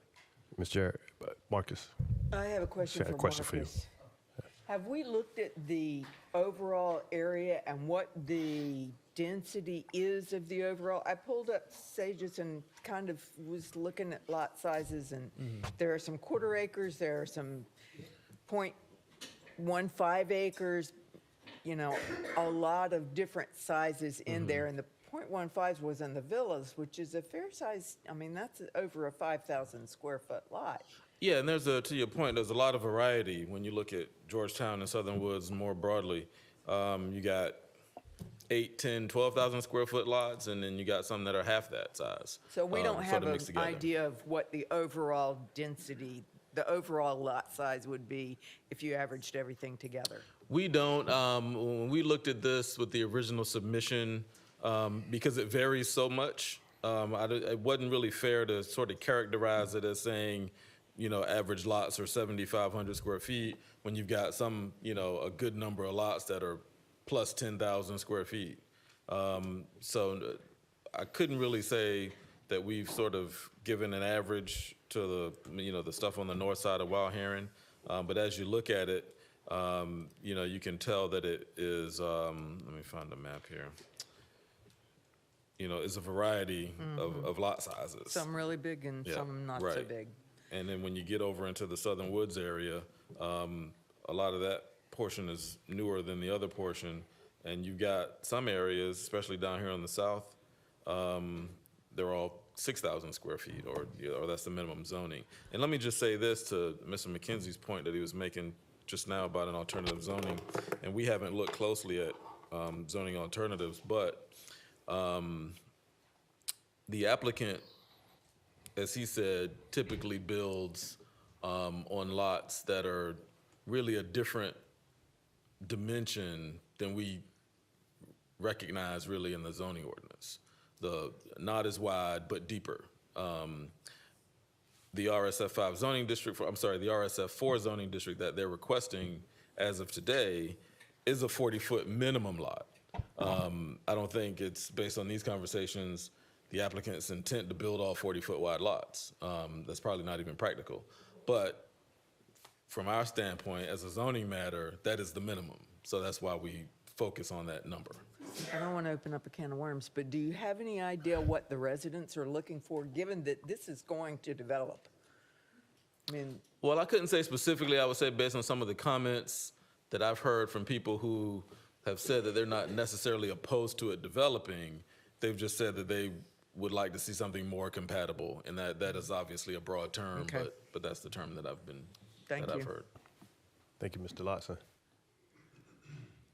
If there are no further questions, we'll entertain a motion.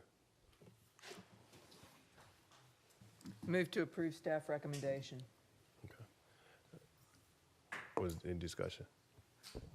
I just wanted to, can you kind of restate the recommendation? Because I did hear something about approval contingent on working with the county to address traffic, and I want to make sure the traffic circle is not a part of that. Well, let me just say this, Mr. Kegler, that the staff's recommendation is for denial of the zoning. There was some discussion earlier, I think, about when we were talking about the traffic circle, that it was not a finished product. Okay. And that the county engineer had made comments to that effect, that if there was going to be an approval, either at this level or when this goes to city council, that they take that into consideration, that traffic circle is not a finished product. Okay, thank you. Okay. So we presently have a motion on the floor by Ms. Jarrett to approve staff's recommendation of denial. Cole, second. Okay. So we got a motion on the floor made by Ms. Jarrett and seconded by Mr. Coles to approve the staff's recommendation, and that is denial of the petition. Any discussion on the motion?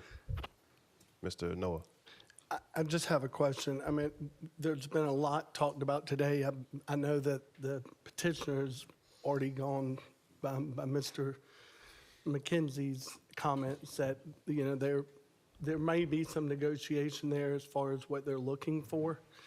I'm just wondering if maybe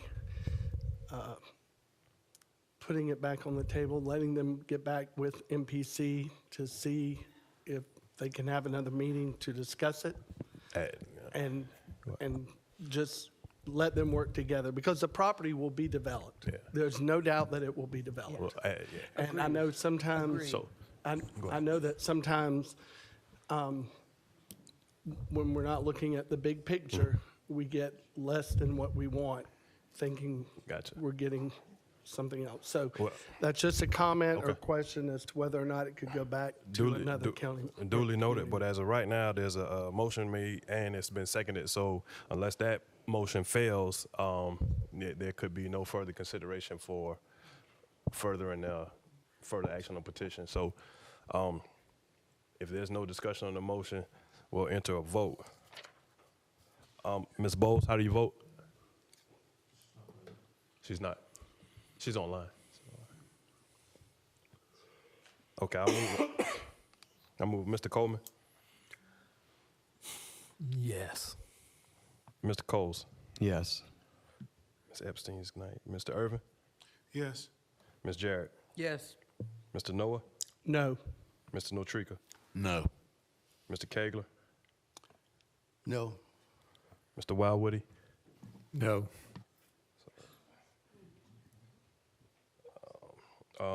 Did Ms. Bowles? Yes, I was on mute. Sorry about that. I couldn't get to it before I switched over. But I don't know. Okay.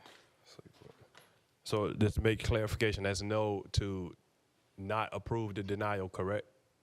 I want to make sure I got your, record your vote correctly. Okay. And I vote no. Move to continue. So did we get the count for that one? The motion failed. Okay, so it's 6 noes, 4 yeses. The motion failed, so we'll entertain a new motion. I would make a motion that we kind of send it back to staff and see if there's something else that can be worked out to, have a compromise between the developer and the citizens. So is that so is that move for continuance? Yes. And we got Second. we got to be date specific on the continuance.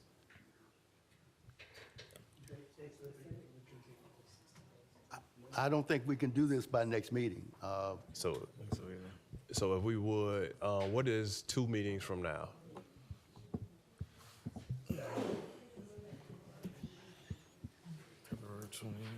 Yeah. Oh, yeah. I mean, or whatever your desire is. So that's 2 meetings, but do you think that's enough time? I don't think so. So, I mean, but somebody got to give me a date so we can be date specific because that is part of the motion. April 11th? Okay. So Mr. Kegler has a motion on the floor made to continue this petition to April 11th for the purposes of staff to work with the petitioner to see if there's an alternate approach And the to better public. satisfy, and the public to better satisfy the need. I think, and while this is the property is in the city of Savannah, the impacts have a great, it's a great deal of impact on unincorporated Chatham. And I'd ask that the county engineering staff be a big part of that. Jeff Notrika to second it. Okay, so motion on the floor made by Mr. Kegler and seconded by Mr. Notrika to continue this petition to the April 11th meeting for the purposes of staff, the petitioner, the community, as well as the county engineering to work collaboratively to come up with a resolution that would satisfy as much as possible all parties involved. Any discussion on the motion? All right. Mr. Chairman. Yes, sir. Did we consult with the petitioner regarding whether they were in consent with this or not? Yeah. Mr. Chairman, I just wanted to state that, we'll gladly go and have a conversation with the applicant to figure out if they want to pursue an alternative. If they do not want to pursue an alternative, then we'll just come back to the board, possibly sooner than April 11th, and you can, take action on the current No, not a request. problem. And would the petitioner be amenable to such? Yes, sir, that's acceptable. All right, thank you, sir. Okay, if there's no further discussion on that motion, I will entertain a vote. Ms. Bowles? Yes. Mr. Coleman? Yes. Mr. Coles? Yes. Mr. Irvin? Reluctantly, yes. Who's Yes. Okay. Ms. Jarrett? Yes. Mr. Noah? Yes. Mr. Notrika? Yes. Mr. Kegler? Yes. Mr. Wildwoody? Yes.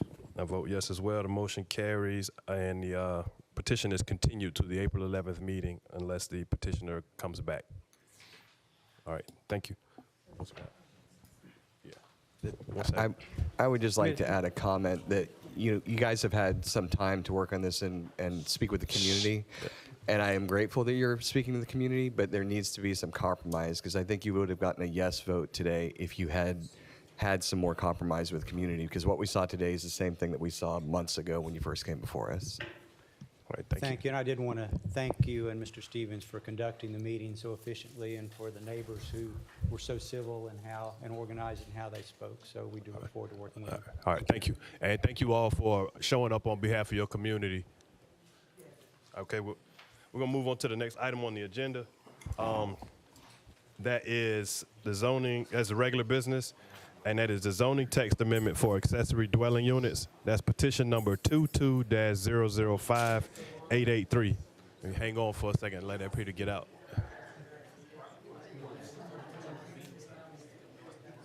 So let me see. I want to see if we're going to have Marcus, Mr. Lawson. We're going to do a little quick five recess real quick, and let me do a check on something, and then I'll let you know in a moment. All right, thanks.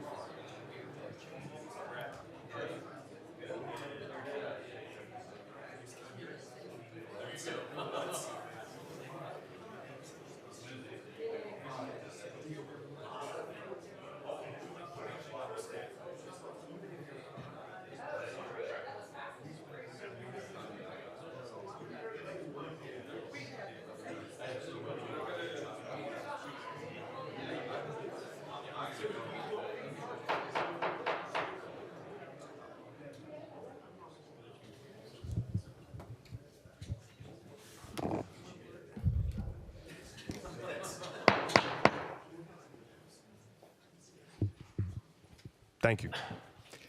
Go ahead. Mr. Chair, I would like to make a motion that we amend the agenda to move into executive session now instead of at the end of the meeting. Do you need All a right. second? Is there? I'll second it. Okay. We got a motion. So we'll do a voice vote. All in favor? Aye. Any opposed? All right. So we're going to executive session. The second it was Mr. Coleman. Yes. Okay, we'll take a voice vote. All in favor? Aye. Any opposed?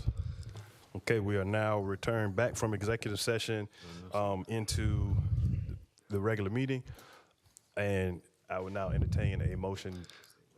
Oh, yeah, we want to, we went into executive session again to address personnel matters. And now we can entertain a vote to approve, go ahead. Yeah, and I want to amend your statement with no other business other than those personnel matters were discussed during that meeting. Okay, thank you.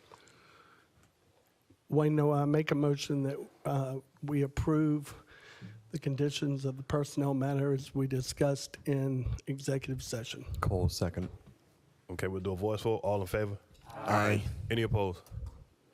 All right, thank you. All right, so we'll move on to the next item on the regular agenda, and that is the zoning text amendment for accessory dwelling units, petition number 22-005883. Mr. Lotson. Thank you, Mr. Chairman.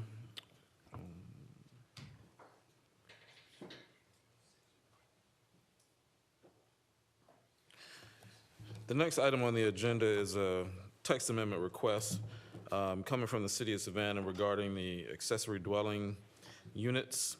It's for specific to section 8.7, 13.2, and 13.5, accessory structures and uses, defined terms, and defined terms historic.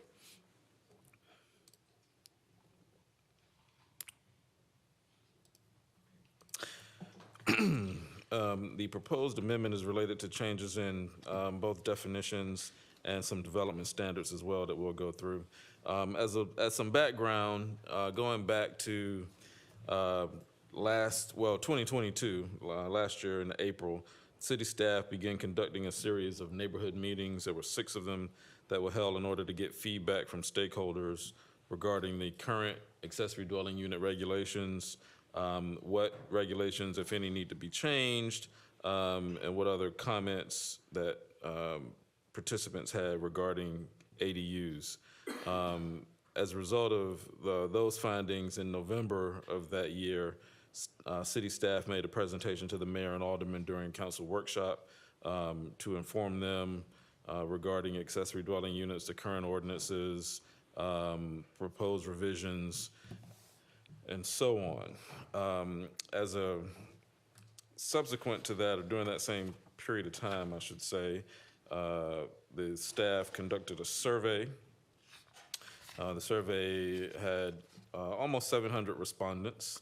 And out of that survey and the other research that was done, some proposed revisions to the ordinances were brought forth, which is what we're going to discuss today.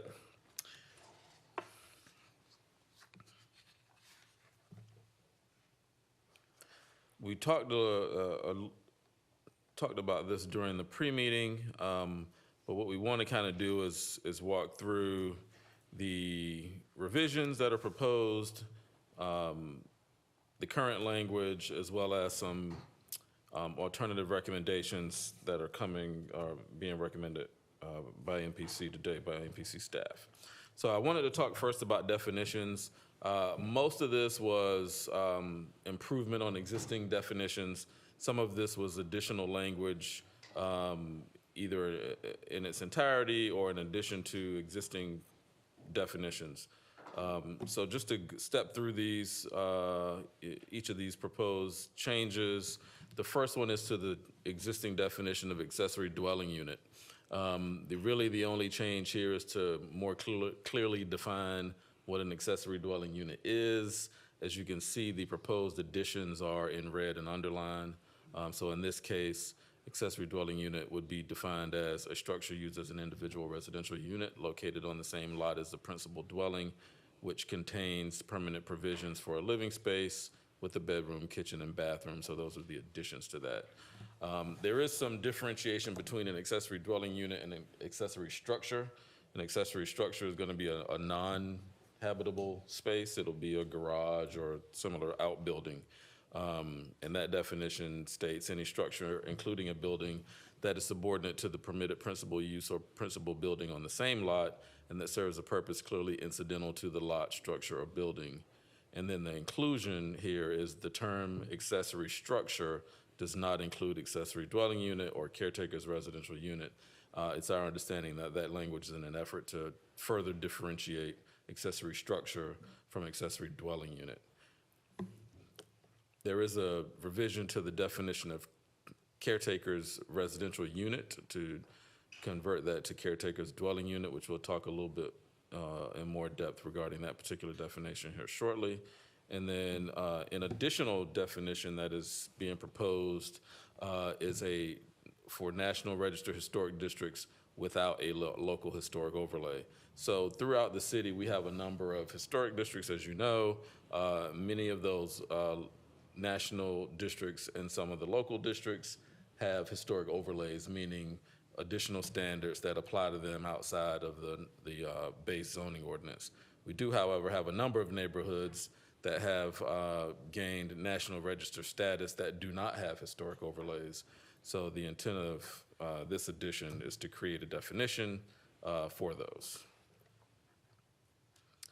Building footprint is something that has, or the definition of building footprint is something that has been somewhat contentious recently with those who would like to characterize that differently than what it was intended, the way it was intended to be characterized.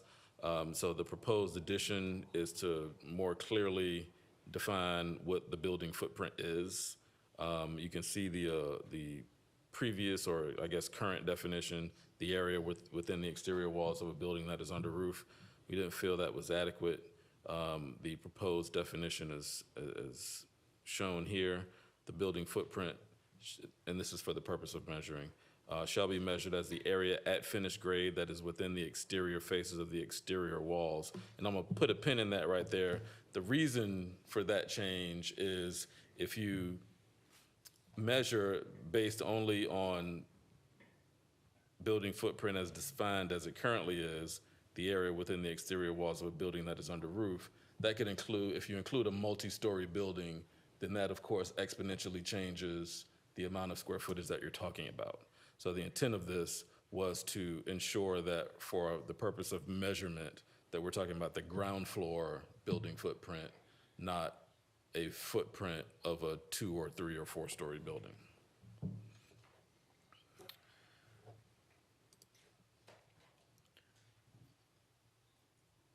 Just for those, and many of you may have taken part in this, but this is the survey that was done last year. It, as I mentioned, had about 700 respondents, and it went through a series of questions related to accessory dwellings, the development standards, things like height, parking, architectural compatibility, and a series of other questions. And the intent of this was to get a feel from those who participated on their general position on accessory dwelling units. I think when you study the survey results, it clearly shows that those who participated were generally in favor of accessory dwelling units, generally in favor of limiting the barriers to allowing additional accessory dwelling units in terms of development standards, lot size requirements, things of that nature. And then there was also a feel of needing to make sure that we protect existing residences from the impacts of potentially overbuilding. As staff, our staff here at the MPC went through the proposed language for the amendment, there are a number of things that we have findings regard, and we kind of walked through some of those in the pre-meeting. So I want to go through those in a little more detail at this point. The first, which is lot area, as we mentioned in the pre-meeting, there are some zoning districts in which ADUs can be permitted, but the minimum lot areas are currently required to be double the minimum that's required for the district. So what the city is proposing is that instead of double, that number being 200%, that number be reduced to 150%. The current language also states that that number cannot be varied. In other words, a person seeking relief from that requirement could not do so by going to the Zoning Board of Appeals. So the proposed language is that variances be allowed in that circumstance, and that within those local historic overlays, with historic districts without overlays, a recommendation from the Historic Preservation Commission, or in the case of the Landmark District, the Historic District Board of Review, a recommendation be come from that body before going to the ZBA. As it relates to MPC findings on those topics, we're recommending in addition to decreasing the required minimum to 150%, that the amount that can be requested for a variance be capped at 125%. As you'll notice in a number of letters of correspondence that we received, some of which were as early as this morning but are attached to the agenda, there's some who may be speaking here today who vary with that position. Another finding here is related to where the principal dwelling is multifamily. If you look to the far left in the column under current regulations, the RMF district, which is a residential multifamily classification, can allow accessory dwelling units under the current rules. They have to have 200% of the minimum lot size required for the district to do that. There are examples, and we haven't done got together all the data on this, but there are examples of single-family residences within multifamily zoning classifications. It'll take a little more time to dive deeply into that to see what the numbers are on that. But we are recommending that the RMF district be excluded from places where ADUs are permitted. However, to sort of balance that out, we would recommend that if that exclusion does take place, that within multifamily zoning classifications, one additional dwelling unit could be permitted for something like a caretaker. Related to building size, current language in the ordinance states that an accessory dwelling unit shall not exceed 40% of the habitable floor area of a principal building, and that goes back a little bit to what we were talking about with the multi-story buildings. The proposed language is that the use is principal building footprint, not habitable floor area, be used for calculation. In other words, you would take the floor footprint of the principal building to calculate the 40% to see what the maximum size ADU would be. As you see also in the A1, RSF-E, RSF-20, and RSF-30 zoning classifications, those are all large lot residential classifications. The A1 district has a 2-acre minimum lot size. The RSF-E has a 1-acre minimum lot size. The RSF-20 and 30 have 20 and 30,000 square foot minimum lot sizes. The reason we're sort of pulling these out is that right now, the maximum building footprint, as you saw earlier here, is 40% of the habitable floor area of the principal building, or 1,000 square feet, whichever is greater. We think there's a little gray area there, and that 1,000 square feet might not be appropriate in, say, for example, an infill situation, but it could be appropriate in one of these larger lot subdivisions. Also, there's a requirement that there be a maximum of 1 bedroom in any ADU. However, in a large lot suburban single-family residence where this is permitted, we don't think that limiting the bedrooms to 1 is really practical. If you've got a 1,000 square foot building on a, say, a 2-acre lot, that there would be no issue with having 1 additional bedroom over the current maximum of 1.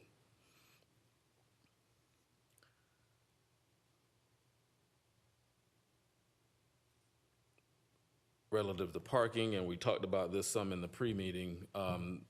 Currently, the proposed language would change the regulation regarding ADUs to state that if an accessory dwelling unit is within a quarter mile of a transit facility, that no parking should be required. We agree with that. However, in addition, there are circumstances in which principal buildings are already deficient in parking. We believe that in those cases, when a principal building has no off-street parking, then the ADU should require or should provide one space for that accessory unit, regardless of its adjacency to transit.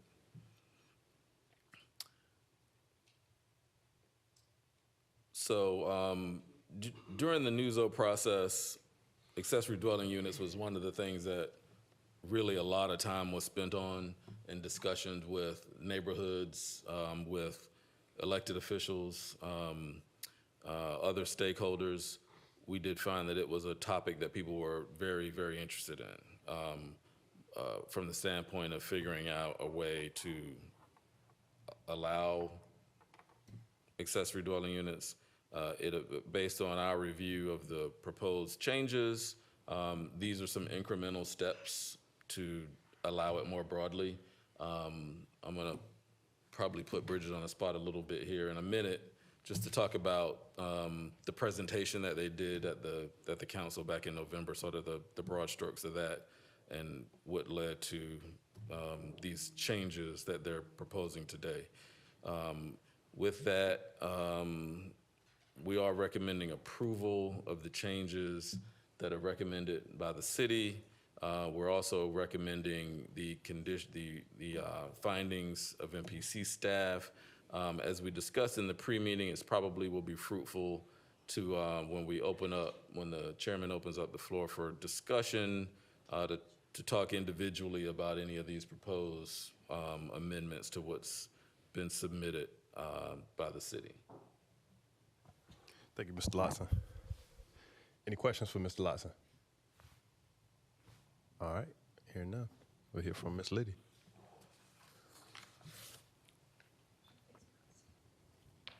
Good afternoon, members of the Planning Commission. It's been a while since I've been up here, but it's good to see everybody. I know we have a ghost crew, so I'll be quick as quickly as possible. I'll kind of blow through this. I just wanted to let you know the City of Savannah has been working on making some changes to this particular section of the ordinance for quite some time. The way we looked at NUZO when we first tackled the ADU portion was we were putting our toe in the water.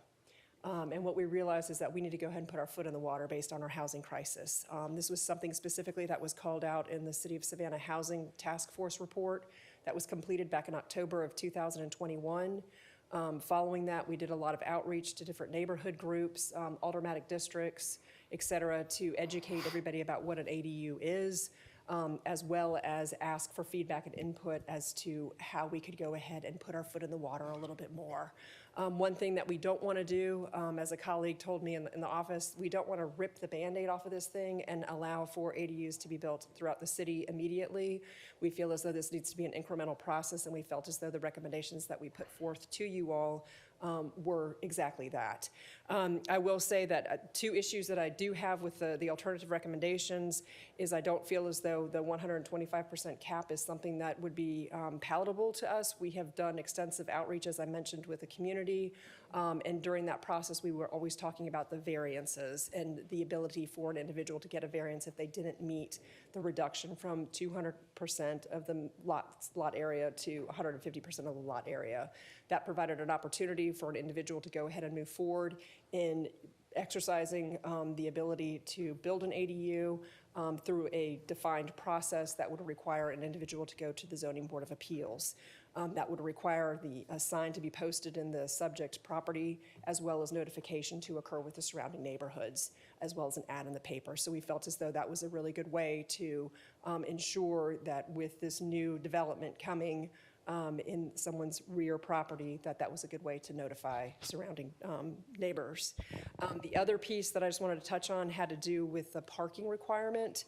We originally said that there would be no parking requirement if it was within a quarter of a mile of a transit stop. not a transit facility. So just to be clear on that. And we're very much in favor of that because we feel as though with where we're going right now, the dependence on automobiles is shifting. We're seeing a lot more different modes of transportation. Ride sharing is becoming very popular, and we feel as though the individuals who are going to be living in these smaller units will be able to respond accordingly to the not having a parking spot at these locations. So that concludes my comments. If you all have any questions, please let me know. Thank you, Ms. Liddy. Any questions? Mr. Coles. This is probably spelled out in there, but would ADUs be allowed in RSF 6 zoning district? They would be allowed in RSF 6. They are right now, Okay. provided that I call it like a double wide lot. It has to be double the size of what's permitted. So you might as well just draw a line down the middle and create another lot and build your house, right? But this would reduce it to 150%. 150%, and if you didn't meet that 150%, you could go through and get a variance. Right. Now, are parking spaces required for the ADUs? Currently, parking spaces are required based on the way the ordinance is written currently. But what we're proposing is that if you are located, if your parcel is located within a quarter of a mile of a transit stop, that you would not have to provide parking. Thank you. All right, Ms. Bowles.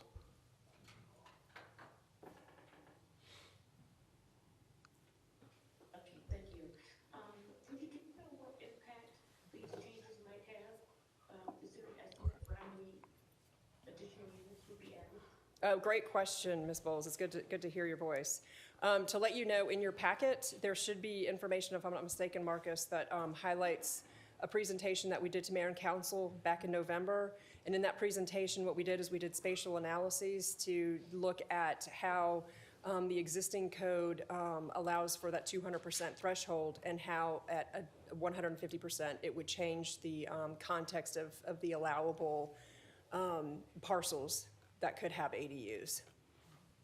And so that was discussed, and it would increase it a percentage-wise, but not a significant percentage-wise. Like I said, we're not ripping off the Band-Aid. We're actually looking at doing this incrementally and a gradual approach with the caveat of having a variance. Okay, thank you. Sure. Any further questions for Ms. Liddy? Mr. Coles. So when you say you would introduce it incrementally, what kind of timeline are you looking at? So if we were to go ahead and move forward with getting this in front of council, I think we would want to go ahead and implement it immediately. One thing that I will say is that we feel strongly that within the next 12 to 18 months, what we want to do is come back and report out as to how many people have had interest in this. Currently, we don't have a mechanism to count the number of ADUs other than actually driving around and counting them because we don't have any water meter records. And when we look at maps, you can see an additional parcel or additional structure on that lot, but you can't tell if it's an accessory structure or an accessory dwelling unit.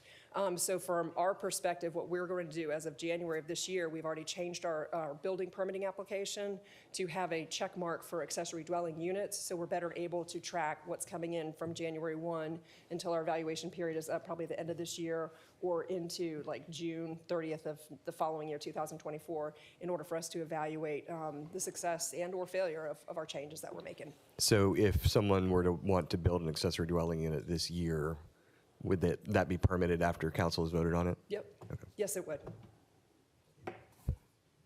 Okay. All right, if nothing else for Ms. Liddy. Thanks. We have a few members of the public that wish to speak on this. Mr. Robin Williams online. You have 3 minutes, sir. Hello, can you hear me? Yes, sir. Excellent, thank you. I appreciate the time. I also submitted a letter, but actually while I've been listening to this, there are a few issues I want to unpack a little bit beyond the letter I sent in this morning.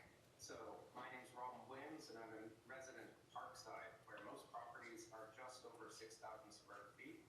Historically, ADUs were erected in this neighborhood and continue to offer affordable housing options.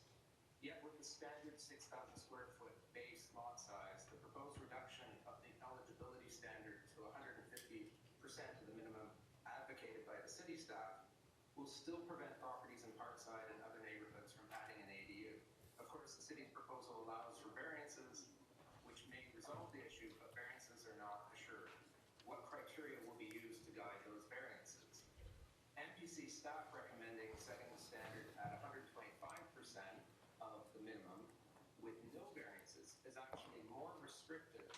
essentially anti-urban in spirit. I'm concerned that historic neighborhoods like Parkside, Arlington Park, Chapel Crescent, Thomas Square, Gordonston, and I'm sure several others with similar average lot sizes will be permanently prohibited from adding more ADUs if you adopt the MPC staff's recommendation of 125%. And even the city's proposal of 150% with variances offers no guarantees. I respect that Ms. Liddy's point is to do this incrementally. But how long will this incremental process take place? We need housing now.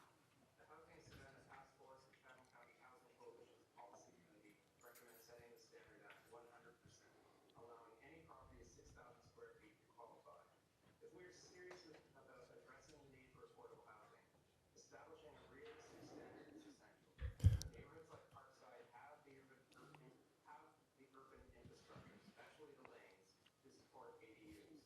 Keeping the current standard of waiving a parking requirement for ADUs located within a quarter-mile of a transit stop is essential. In fact, it's likely too restrictive. Leaving parts of neighborhoods, because it would leave parts of neighborhoods in Arlington Park, Parkside, ineligible for this parking waiver, where it's a little more than a quarter mile to a transit stop. So I would recommend raising that standard to at least a half mile or 3/8 of a mile, which would allow a larger proportion of the neighborhood to enjoy this waiver and allow for ADUs. Thank you very much. Thank you, Mr. Williams. We'll go to the next person that is on the online, Cody Jones. Please state your name for the record. You got 3 minutes.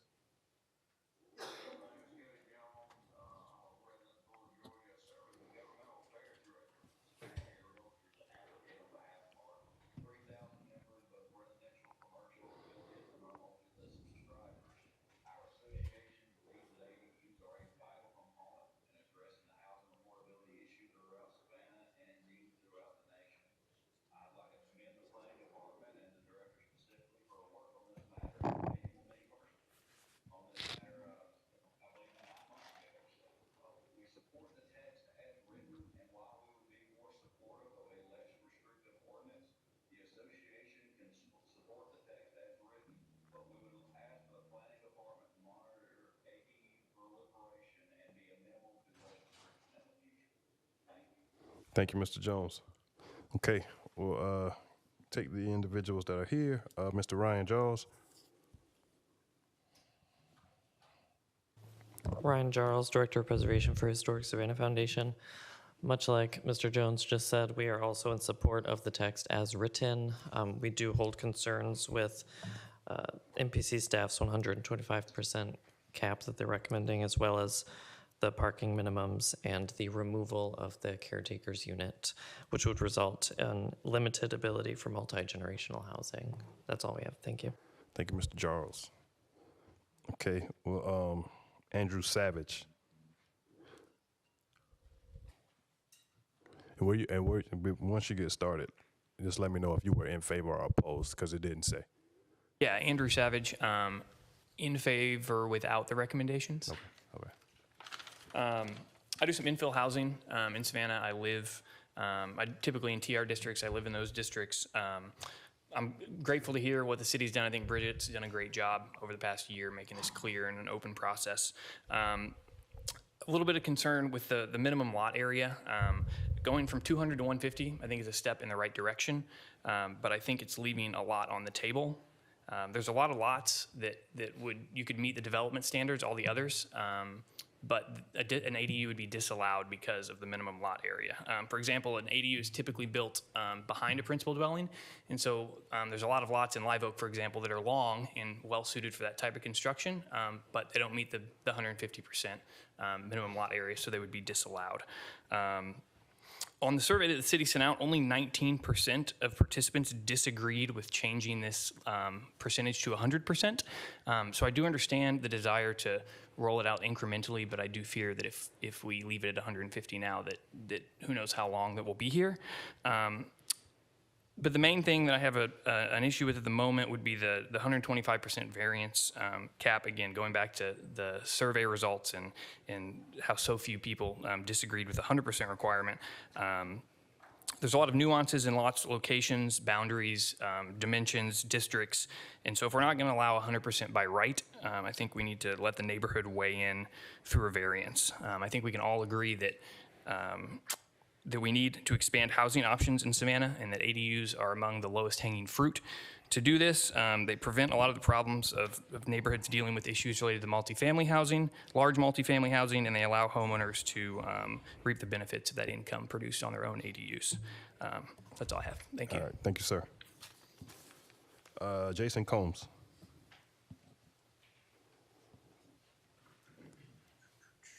Good afternoon. Jason Combs. I'm currently the president of the Thomas Square Neighborhood Association. I also have master's degrees from Georgia Tech in city planning and urban design.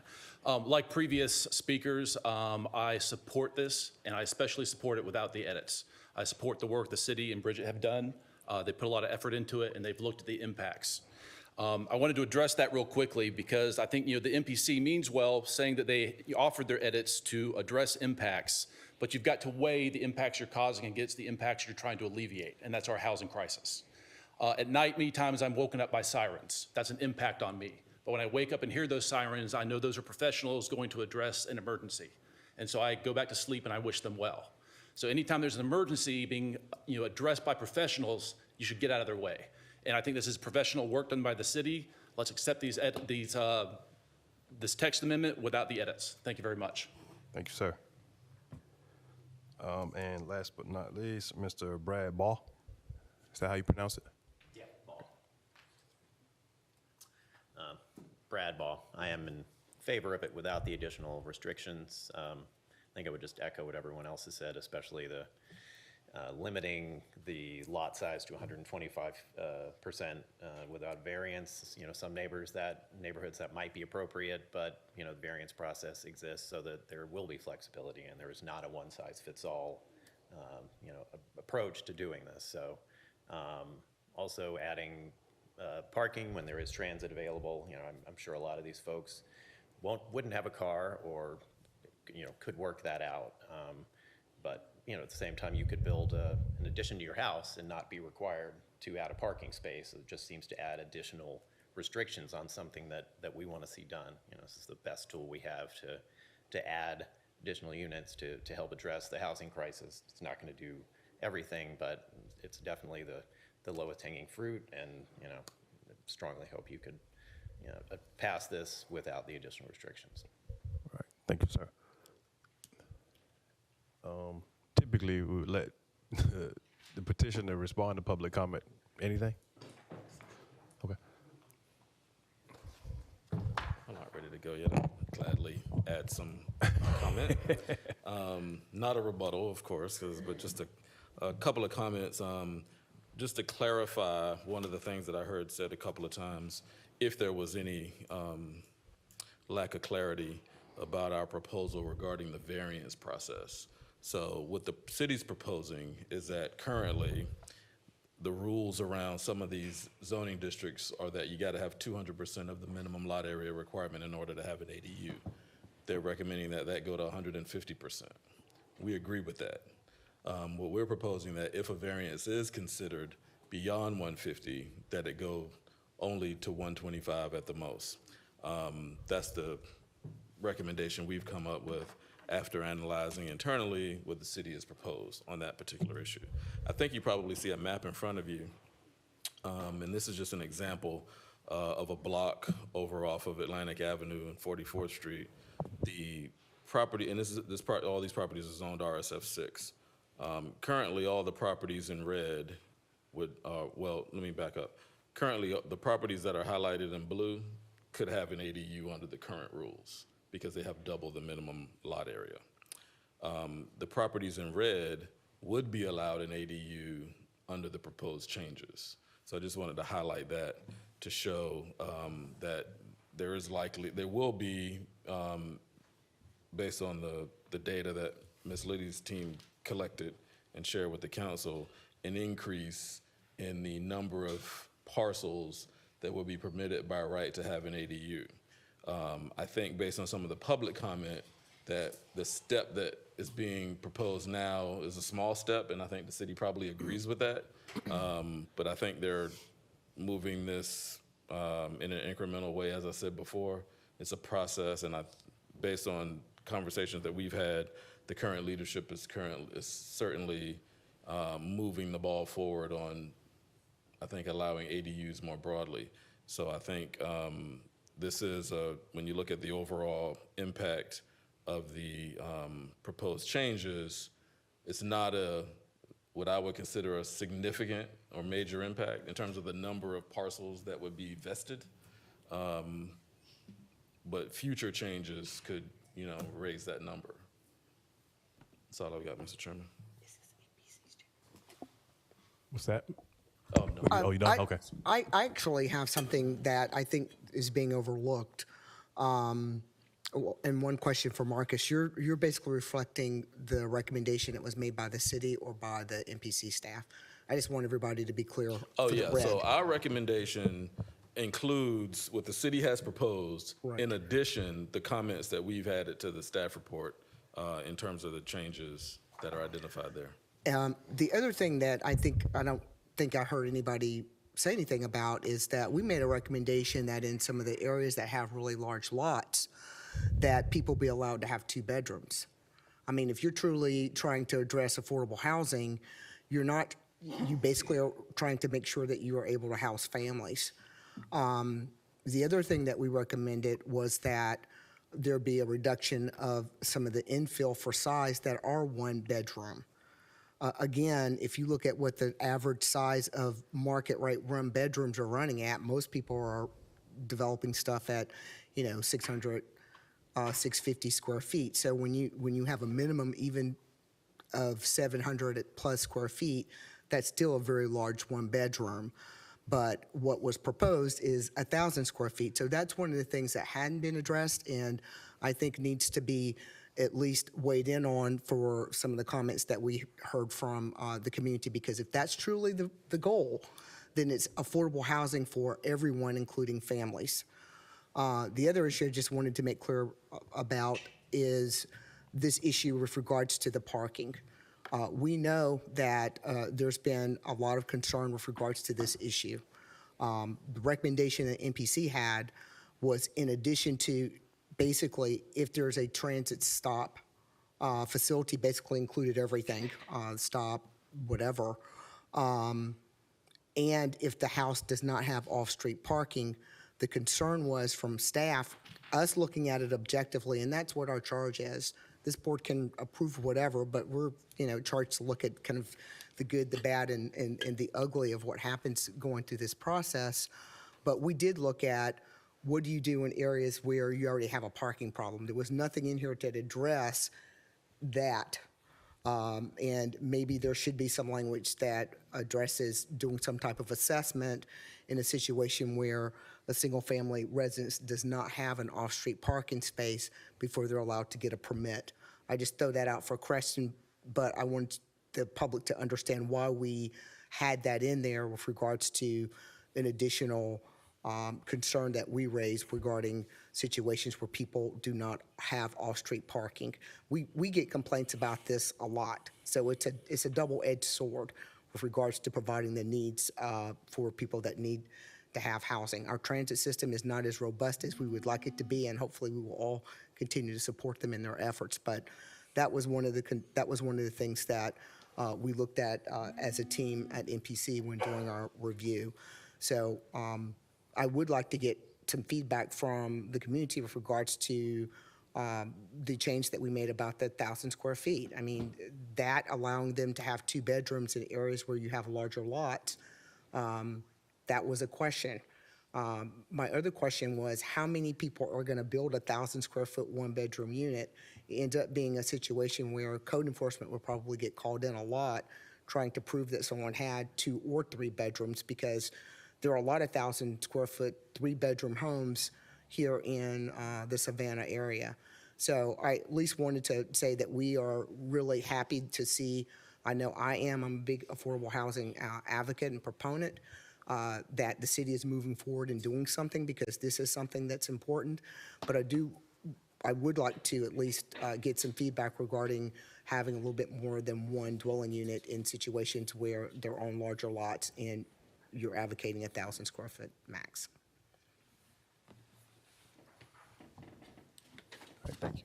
Mr. Wildwood. I know that you're far along in here, but this focuses on lot coverage, or lot square footage and percentage of square footage. Had we considered a floor area ratio where you look, rather than a square footage of a lot? For instance, you get a 5,000 square foot lot with a 1,000 square foot house, you only have 20% of the coverage of the lot.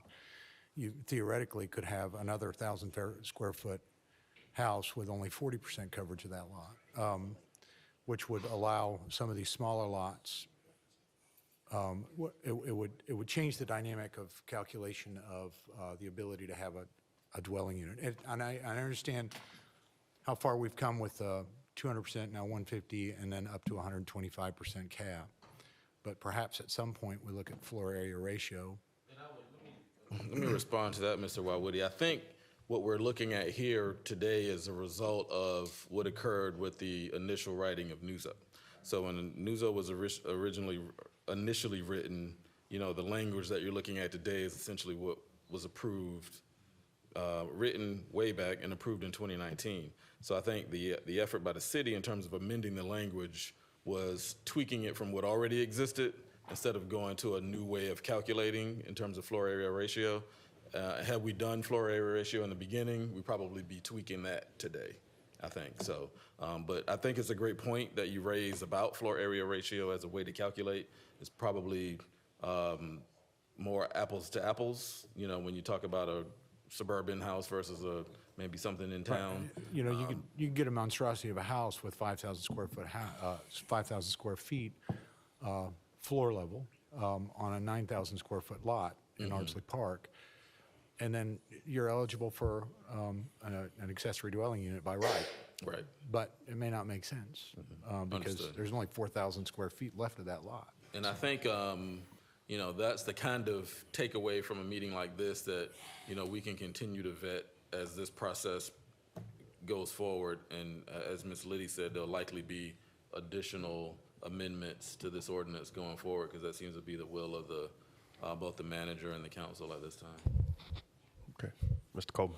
Yes, my question and comment relates to the parking and the height requirement, where you're talking about potentially having a situation where a residence doesn't have a parking space.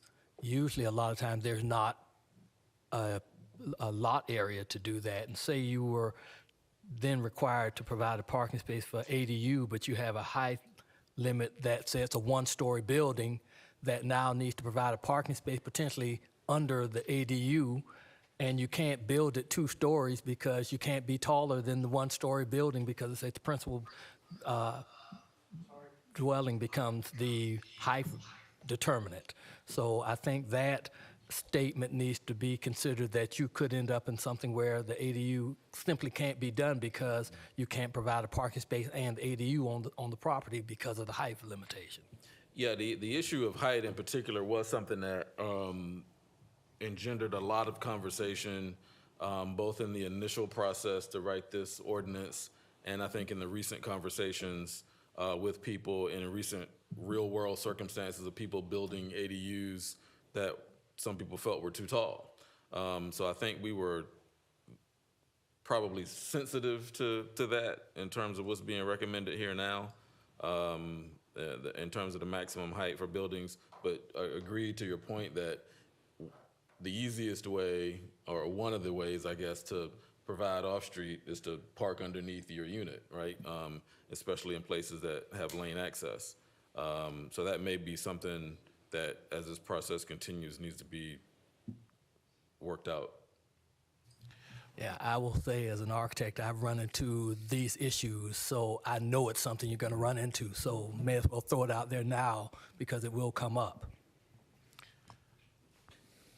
Marcus, under the current proposal, is the ADU tied to the percentage of square footage of the primary structure? Yes, sir, it is. So the maximum is 40% in terms of ADU to principal So structure. I ran into a problem one time in another municipality on a 10,000 square foot lot with a 2,500 square foot building and wanted to put a 900 square foot carriage house on it. And that was prohibited because of the percentage of the primary structure. However, the primary structure could have been 6,000 square Right, as feet. big as you, yeah. So there's a challenge in that too, because sometimes the primary structures are not built to a maximum standard Right. and would limit out the ADUs. I think the thinking from our point of view in that section is that regardless of the lot size, the ADU still needs to be accessory to the principal building. So I think that was the thinking there. So if you've got a 2,000, a principal building with a 2,000 square foot footprint, our intent at least was for the accessory building to still be accessory in nature as it relates to the principal building. And to your point though, yeah, you could have a much larger house because you got the property to do it. That would grant you up to a point a larger accessory building. But we were really focused on the two buildings having that principal accessory relationship relative to size. Okay, thank you. Anything else for staff? All right. Thank you, Mr. Lawson. So we'll be taking some action, and if I'm not mistaken, we are simply acknowledging, or we are. Well, this is for the record, this Oh, is that's the next one. technically Okay. a zoning petition. Okay, It's a I got text you. amendment to Okay. the ordinance, so it will require. I a got vote. I got the other one mixed up. My apologies. Okay. No. Yeah, he's online. So we'll go ahead and entertain a motion. Is it possible to continue this for a bit? I want to say something, if you don't mind. Come on, that's fine. You're fine. This was submitted back in December of this year, or last year. It was continued from the last meeting based on comments from MPC staff. We, the city of Savannah, are asking to move this item forward, so we request a vote today.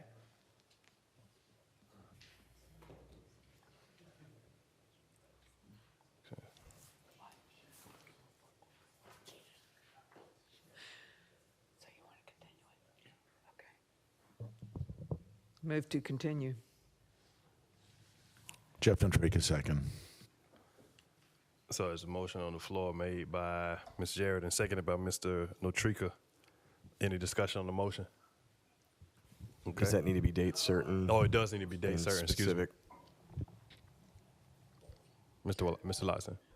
I was just going to ask if in the motion, if the board could direct staff as to any changes or amendments we need to that be they're clear on that. proposing, things we handle between now and the next meeting, if this passes as a continuance. Okay, so now that it's been seconded, we'll need to amend it. But we'll also need to amend it to include date specific as well as some direction for staff Okay. in that regard. Well, what I think I've heard more than anything else is the issues with the percentage of the lot. And I have my own feelings that maybe we shouldn't go over 100%. But that and the parking, see if staff can work out some more amicable ways. Also, the size of the unit. Okay. And it gets continue to the next meeting. Or will we be amenable to a special call? The 20th? Won't be here. So what you said was February 28th. So your amendment to the motion is to address the parking as well as the percentage. Yes. And then lastly, what was the last one? Just wanna make sure. The size of the unit, Size of the unit, yes. lot coverage, Lot coverage. as well as parking. Yes. Okay. Mr. Chairman? Yes, sir. If I could add that I would hope that what's being asked can be coordinated with the MPC staff in the city so that we Yes. get a unified document and not this two-piece decision. Yeah. Yeah. Okay. Jeff So Ventrica, I'll it's- second that. Okay, so right now there's a motion on the floor, an amendment on the floor to the motion made by Ms. Jarrett and seconded by Mr. Notrika to not only address the lot coverage, we want to address the building size as well as the parking matter where the city and the MPC differ, and we want them to work together to resolve said issue, correct? Yes. So we'll do a voice vote, and that includes our online members of the board. All in favor? Aye. Aye. Aye. Any opposed?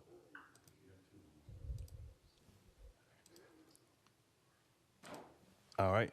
So that the amendment passes. So now we're into the vote with said amendment.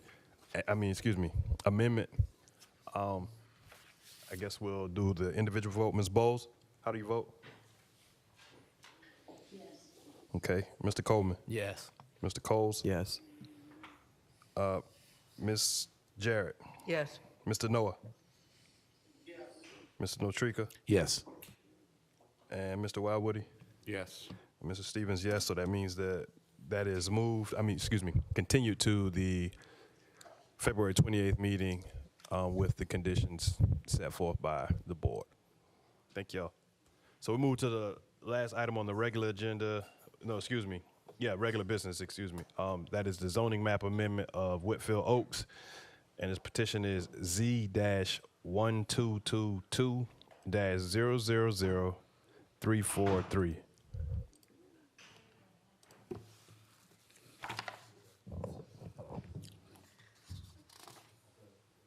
Mr. Chairman, the item before you is a request to rezone the subject parcels from the existing R1, which is a one-family residential in the environmental overlay, and R2, a two-family residential classification, to a planned unit development multifamily.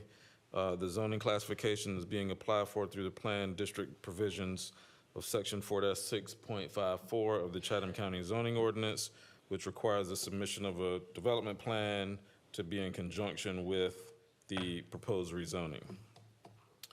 The subject properties are 7 parcels located on Whitfield Avenue between Montgomery Crossroads and Hendry Avenue here. This is a tax map that shows the boundaries of the subject parcels. As I mentioned in the pre-meeting, the properties that are across Whitfield Avenue, adjacent to Hayners Creek, are portions of those parcels on the essentially upland on the right-hand side of the map.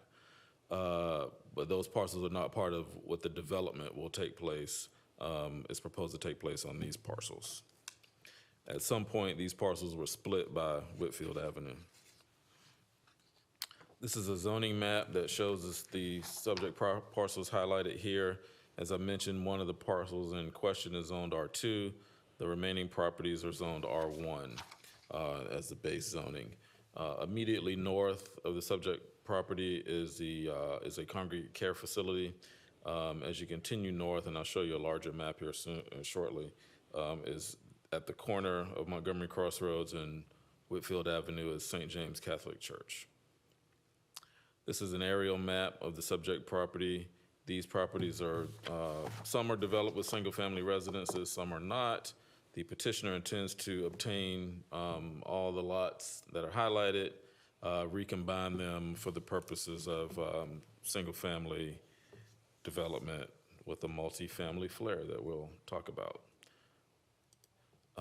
The applicant is proposing, as I mentioned, to rezone this property in conjunction with the planned district provisions, meaning that an approved site plan would be essentially the approved use for that property. Any development standards, conditions, et cetera, would be applicable to that property. And should a development plan be proposed that's different from what is approved, if approved by the Chatham County Commission, then that proposal would have to go back through the rezoning process, starting back at the MPC. As I mentioned, these properties are located on the east side of Whitfield Avenue between East Montgomery Crossroad and Hendry Avenue. The portion of this portion of Whitfield Avenue is generally parallel to Hayners Creek. Each of these properties historically have been single-family residential from a land use standpoint. And previous to this petition that you're hearing today, the applicant filed for a rezoning for this property that included a 48-unit multi-story townhome development that was proposed at this location, a series of townhome buildings. There were a number of issues that came up during that process.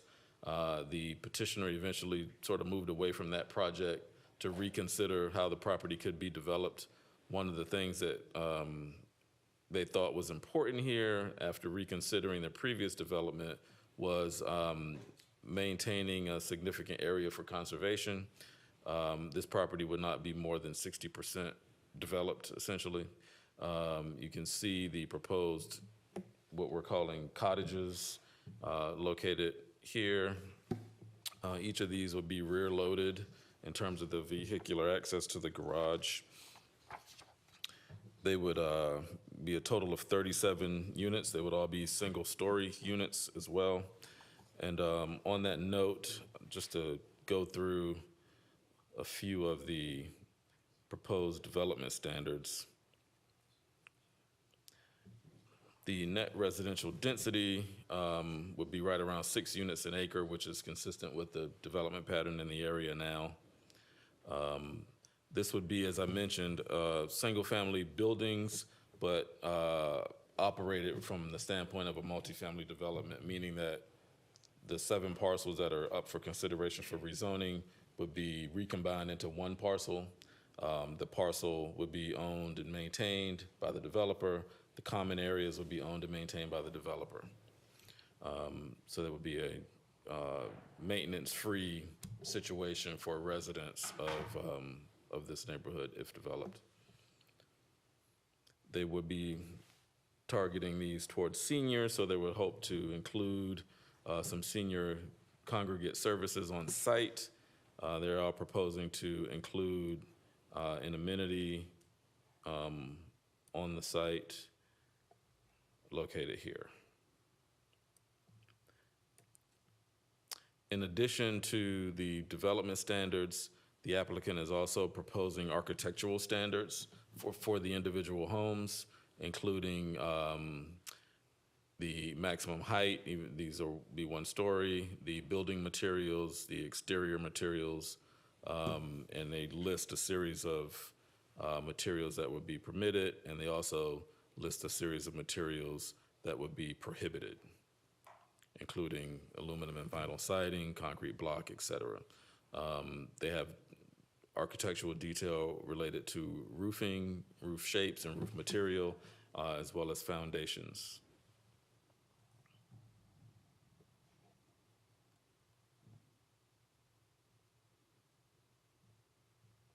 There was some discussion earlier in the pre-meeting regarding these development standards.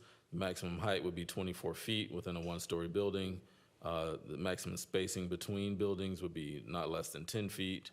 Per the development standards, all buildings shall have a building footprint area between 800 square feet and 2,000 square feet, and the setbacks and buffers are as prescribed in the ordinance. As I mentioned, this project is a project that is quite unique. It is a far cry from the previous project in terms of overall impact on the site. The applicant is in the process of completing a tree survey. In fact, that may be completed by now. The last time we talked about that several weeks ago.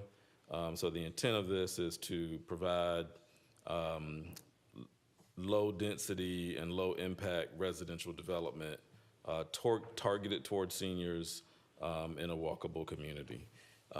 As it relates to the zoning, our position on this proposal to the PUDM is that we feel very confident that the proposed plan, if approved, is what will be built here. So that's a significant part of the reason we're recommending approval of the proposal to rezone these parcels to the plan unit development classification in association with the general development plan. And I'll be happy to answer any questions. The applicant is also present to take questions.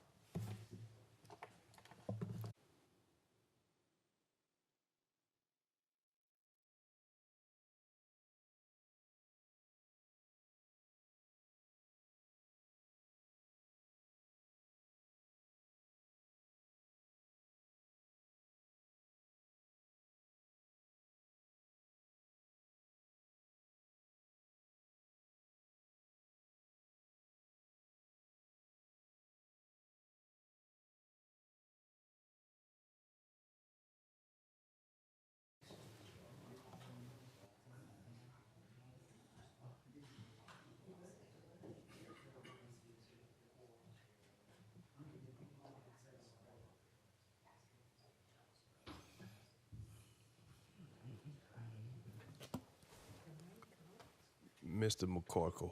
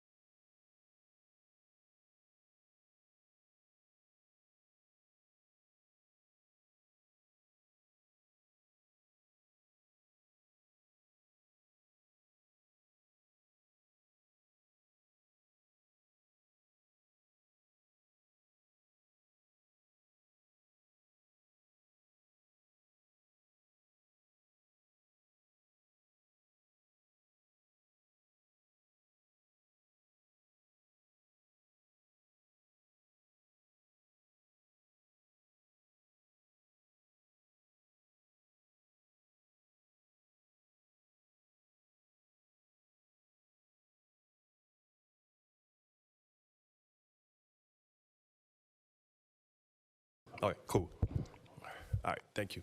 Mr. Lotson, yeah, I don't know if you were done completely, but we're ready. And if there's any questions, I'll be happy to answer those. Any questions for staff? Beautiful. No questions for staff. Mr. McCorkle. I have a feeling I should make this short.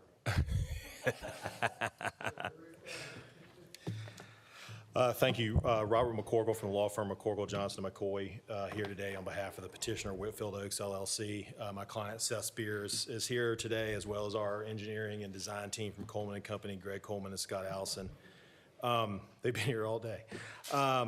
So just to summarize, just a couple minutes, just because I do think it's worth noting that there was a previous project for this site. We spent like a couple of years meeting with staff, meeting with neighbors, talking to neighbors. Oh, sorry. Sorry, I hit my thing, hit the thing. Sorry. And, you know, through that process, which is a good way for this to have been done, we've reached a completely different project than what was originally done. The three main things that came out of all these discussions were potential harmful uses in the zone, because we needed to do PUD-M to do what we were trying to do, desire to control the building size and the style of the buildings, and protection of the trees. Those are the three issues that came up in all of our discussions. I think it's worth noting that the original application was withdrawn because there was so much objection in the public and from staff, and yet there's no one here, to my knowledge, today at all, because we've worked hard to make that happen. And so we've used this particular site plan specific zoning to address those three specific concerns. I think y'all are familiar with the site. Another thing that happened with the site is we acquired additional lots that were not part of the original application. I think that's worth noting. And so now we have no neighbors to the west, to the north, or to the south that are residential, which I think is important for the project. And you've seen the site plan. Just to talk about the three things real quick. By doing it this way, we are assuring that what we have told everyone we're going to build is what we are going to build. The site plan is adopted as of adoption by county commission. It becomes the zoning. And so if we want to change what we're doing, even if we want to build a 2-story building on the house, we have to rezone the property, come back through the process of going to the MPC as well as going to the county commission. You may have seen the permitted uses list that was on our development standards. We are limited simply to single lot, one-family dwellings limited to 1 story in height. And we have a couple of incidental uses, and then senior citizen congregate services programs. That's it. All other uses are prohibited. We even put that language in there specifically to address the neighbor's concern. The other piece is that we were able to create our own development standards. We've got specific architectural guidelines, which are either equivalent to or greater than the surrounding houses in our neighborhood. It allows us to, we agreed to reduce building height from the allowed 36 feet in the EO district down to 24 feet. We agreed again to single family, and we agreed to maximum density of 6 units per acre. There was a question about buffers. We have a 25-foot undisturbed buffer that wraps around the entire property, 50 feet on the front. That has allowed us to save an enormous amount of live oak trees on the site.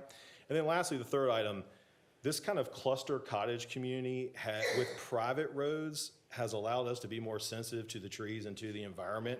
We're essentially able to put everything where we want to put it without the constraints of a subdivision ordinance that has all these other things that would require this to be much more uniform in nature. You will note on the site, but here's a picture of the overlay, by the way, of the buildings. We have specifically tried to place the buildings in areas that are already cleared. We have saved almost every single live oak tree. I will make note that our tree survey is complete and that we have, just to make sure I get this right, 79,200 tree quality points, and I believe we're required to have 16,158. You'll also know that there are some the roads are a little strangely shaped. They're not all in straight lines, and some of them have little circles here, and that's all because they wrap around live oak trees. And so we did everything humanly possible, and Mark just mentioned no more than 60% development. Our plan actually has 62% green space, so we're developing less than 40% of the property in total. So that's the very short version of my longer presentation. As staff mentioned in the report, it's consistent with the future land use map. It meets all the criteria for the zoning, and we would support staff's recommendation for approval. Thank you, I'm happy to answer any questions that you have. Thank you. Any questions? I have to ask. Actually, it's not an ask so much as it is a maybe consider. Gravel doesn't sound like a really gentle senior citizen pathway. And I noticed your drives are gravel. That's my only concern. Yeah, I'll let Greg Coleman answer that real quick. We were trying to use as much pervious surfaces as Understood. humanly possible in what we were doing, which I think was a big part of the consideration, but I'll let Greg talk about that real quick. Right, so Greg Coleman with Coleman Company. The main loop road coming through for fire access, emergency vehicle access will be asphalt. The rear access drives into the garages, we were trying to include pervious surface to limit the amount of impervious, and then also the amount of coastal supplement and water treatment areas that would impact tree roots, et cetera. So that was the reason for that. I think once we get into final design, as far as walkways and everything else, they will be concrete. They won't be gravel walkways. I mean, we will have to take some consideration for that. But You might even be able to get away with some kind of pervious material. That, yeah, and maybe it's pervious concrete or asphalt on the sidewalks or something like Thank that. you. But yeah, okay, thanks. Thank you for that clarification. Any other questions? All right. Members of the public? Okay. Hearing none, we'll entertain a motion. Cole's motion to approve staff's recommendation. Do I have a Second. second? So a motion on the floor by Mr. Coles and seconded by Ms. Jarrett to approve staff recommendation. No discussion on that motion. We'll enter a vote. Ms. Bowles? Yes. Mr. Coleman? Yes. Mr. Coles? Yes. Ms. Jarrett? yes. Mr. Noah? Thank you. Mr. Matrika? Yes. Mr. Kegler? Yes. Mr. Wildwoody? Yes. And I vote yes as well. Motion carries and it is approved. Thank you. All right, so now we'll move to the last item, next item on the agenda. That's the presentations, City of Savannah Capital Improvements Element.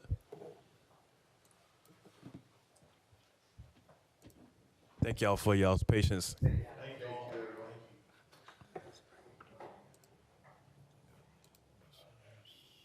Good afternoon, Bridget Liddy again from the City of Savannah. I'm here to talk today about a project that we had brought to you back in September of last year that had to do with the impact fee program that we're introducing to Mayor and Council. Today, actually, we had an ordinance item, but basically,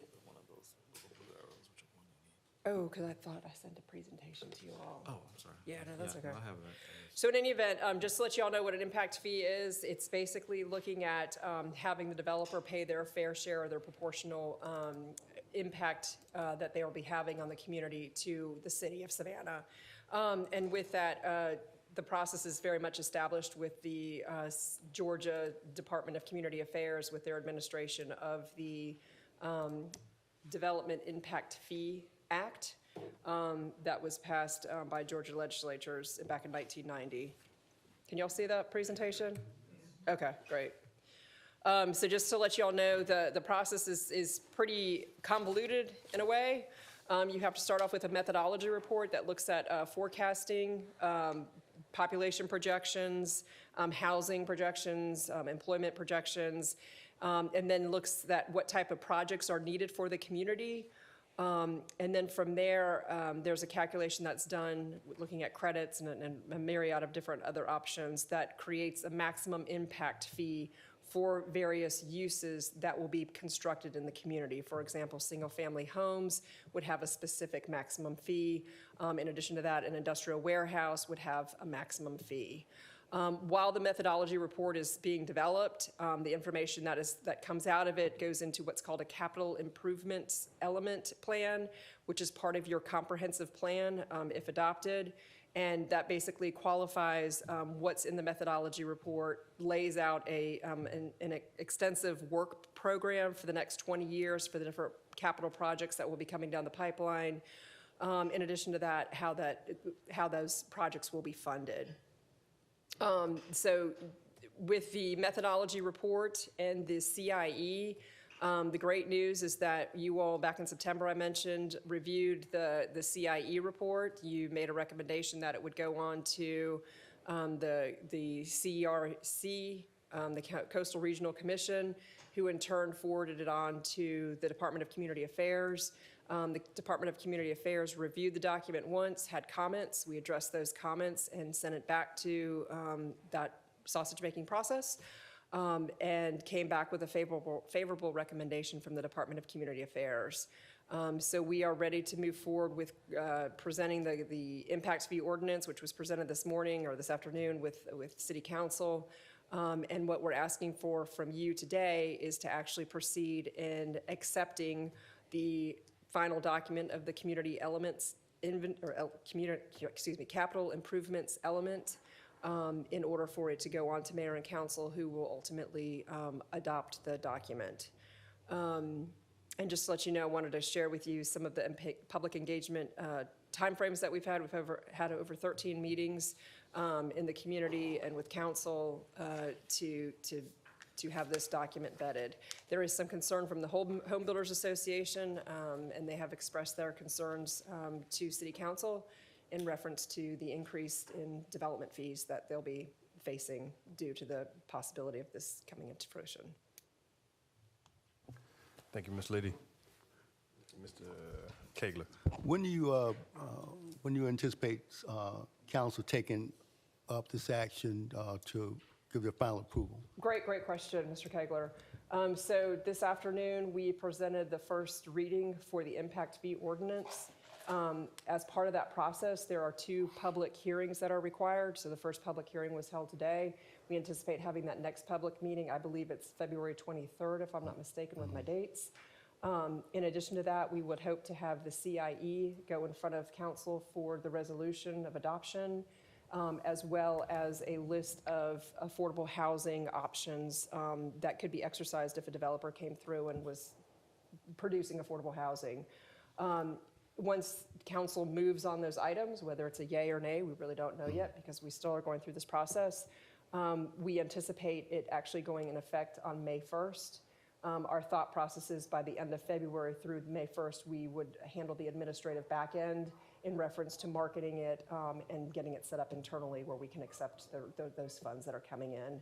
I will add that if it does come into fruition, there is a recommendation that the city manager has to go ahead and do an incremental approach to this, where year 1, it would be a 50% charge for the impact fee. Year 2 would be a 75% charge to the impact fee, and then year 3 would be a full impact fee charged to the developer. And the reason is because we see a lot of things that are currently in the queue that might not have been taken into account. But I think the most important thing to realize is that we're trying to look for alternative funding sources to support some of this development that we're hearing about that's coming down the pipeline. And, you know, this is one of the better tools that are out there. Okay, thank you. Anything else? All right. I don't think do we have any members of the public? Nope. I didn't think, I wasn't sure who that was behind you. All right. if that's the case, I think we'll just Yeah, and I'll just say kind one of thing. just do an acknowledgement. Just one other thing, this process with the CIE, the capital improvements element, doesn't require any kind of formal recognition by you all, but this is the courtesy from the city of Savannah to you all. So council will be ultimately the ones who adopt it through a resolution. Thank you. So I think it's pretty clear. We acknowledge that you guys presented, and we can move forward to other business, and there is none, and we've gone into executive session already, so we will now entertain a motion to adjourn. Cole's motion to adjourn. Second. All right. All in favor? Aye. Meeting adjourned.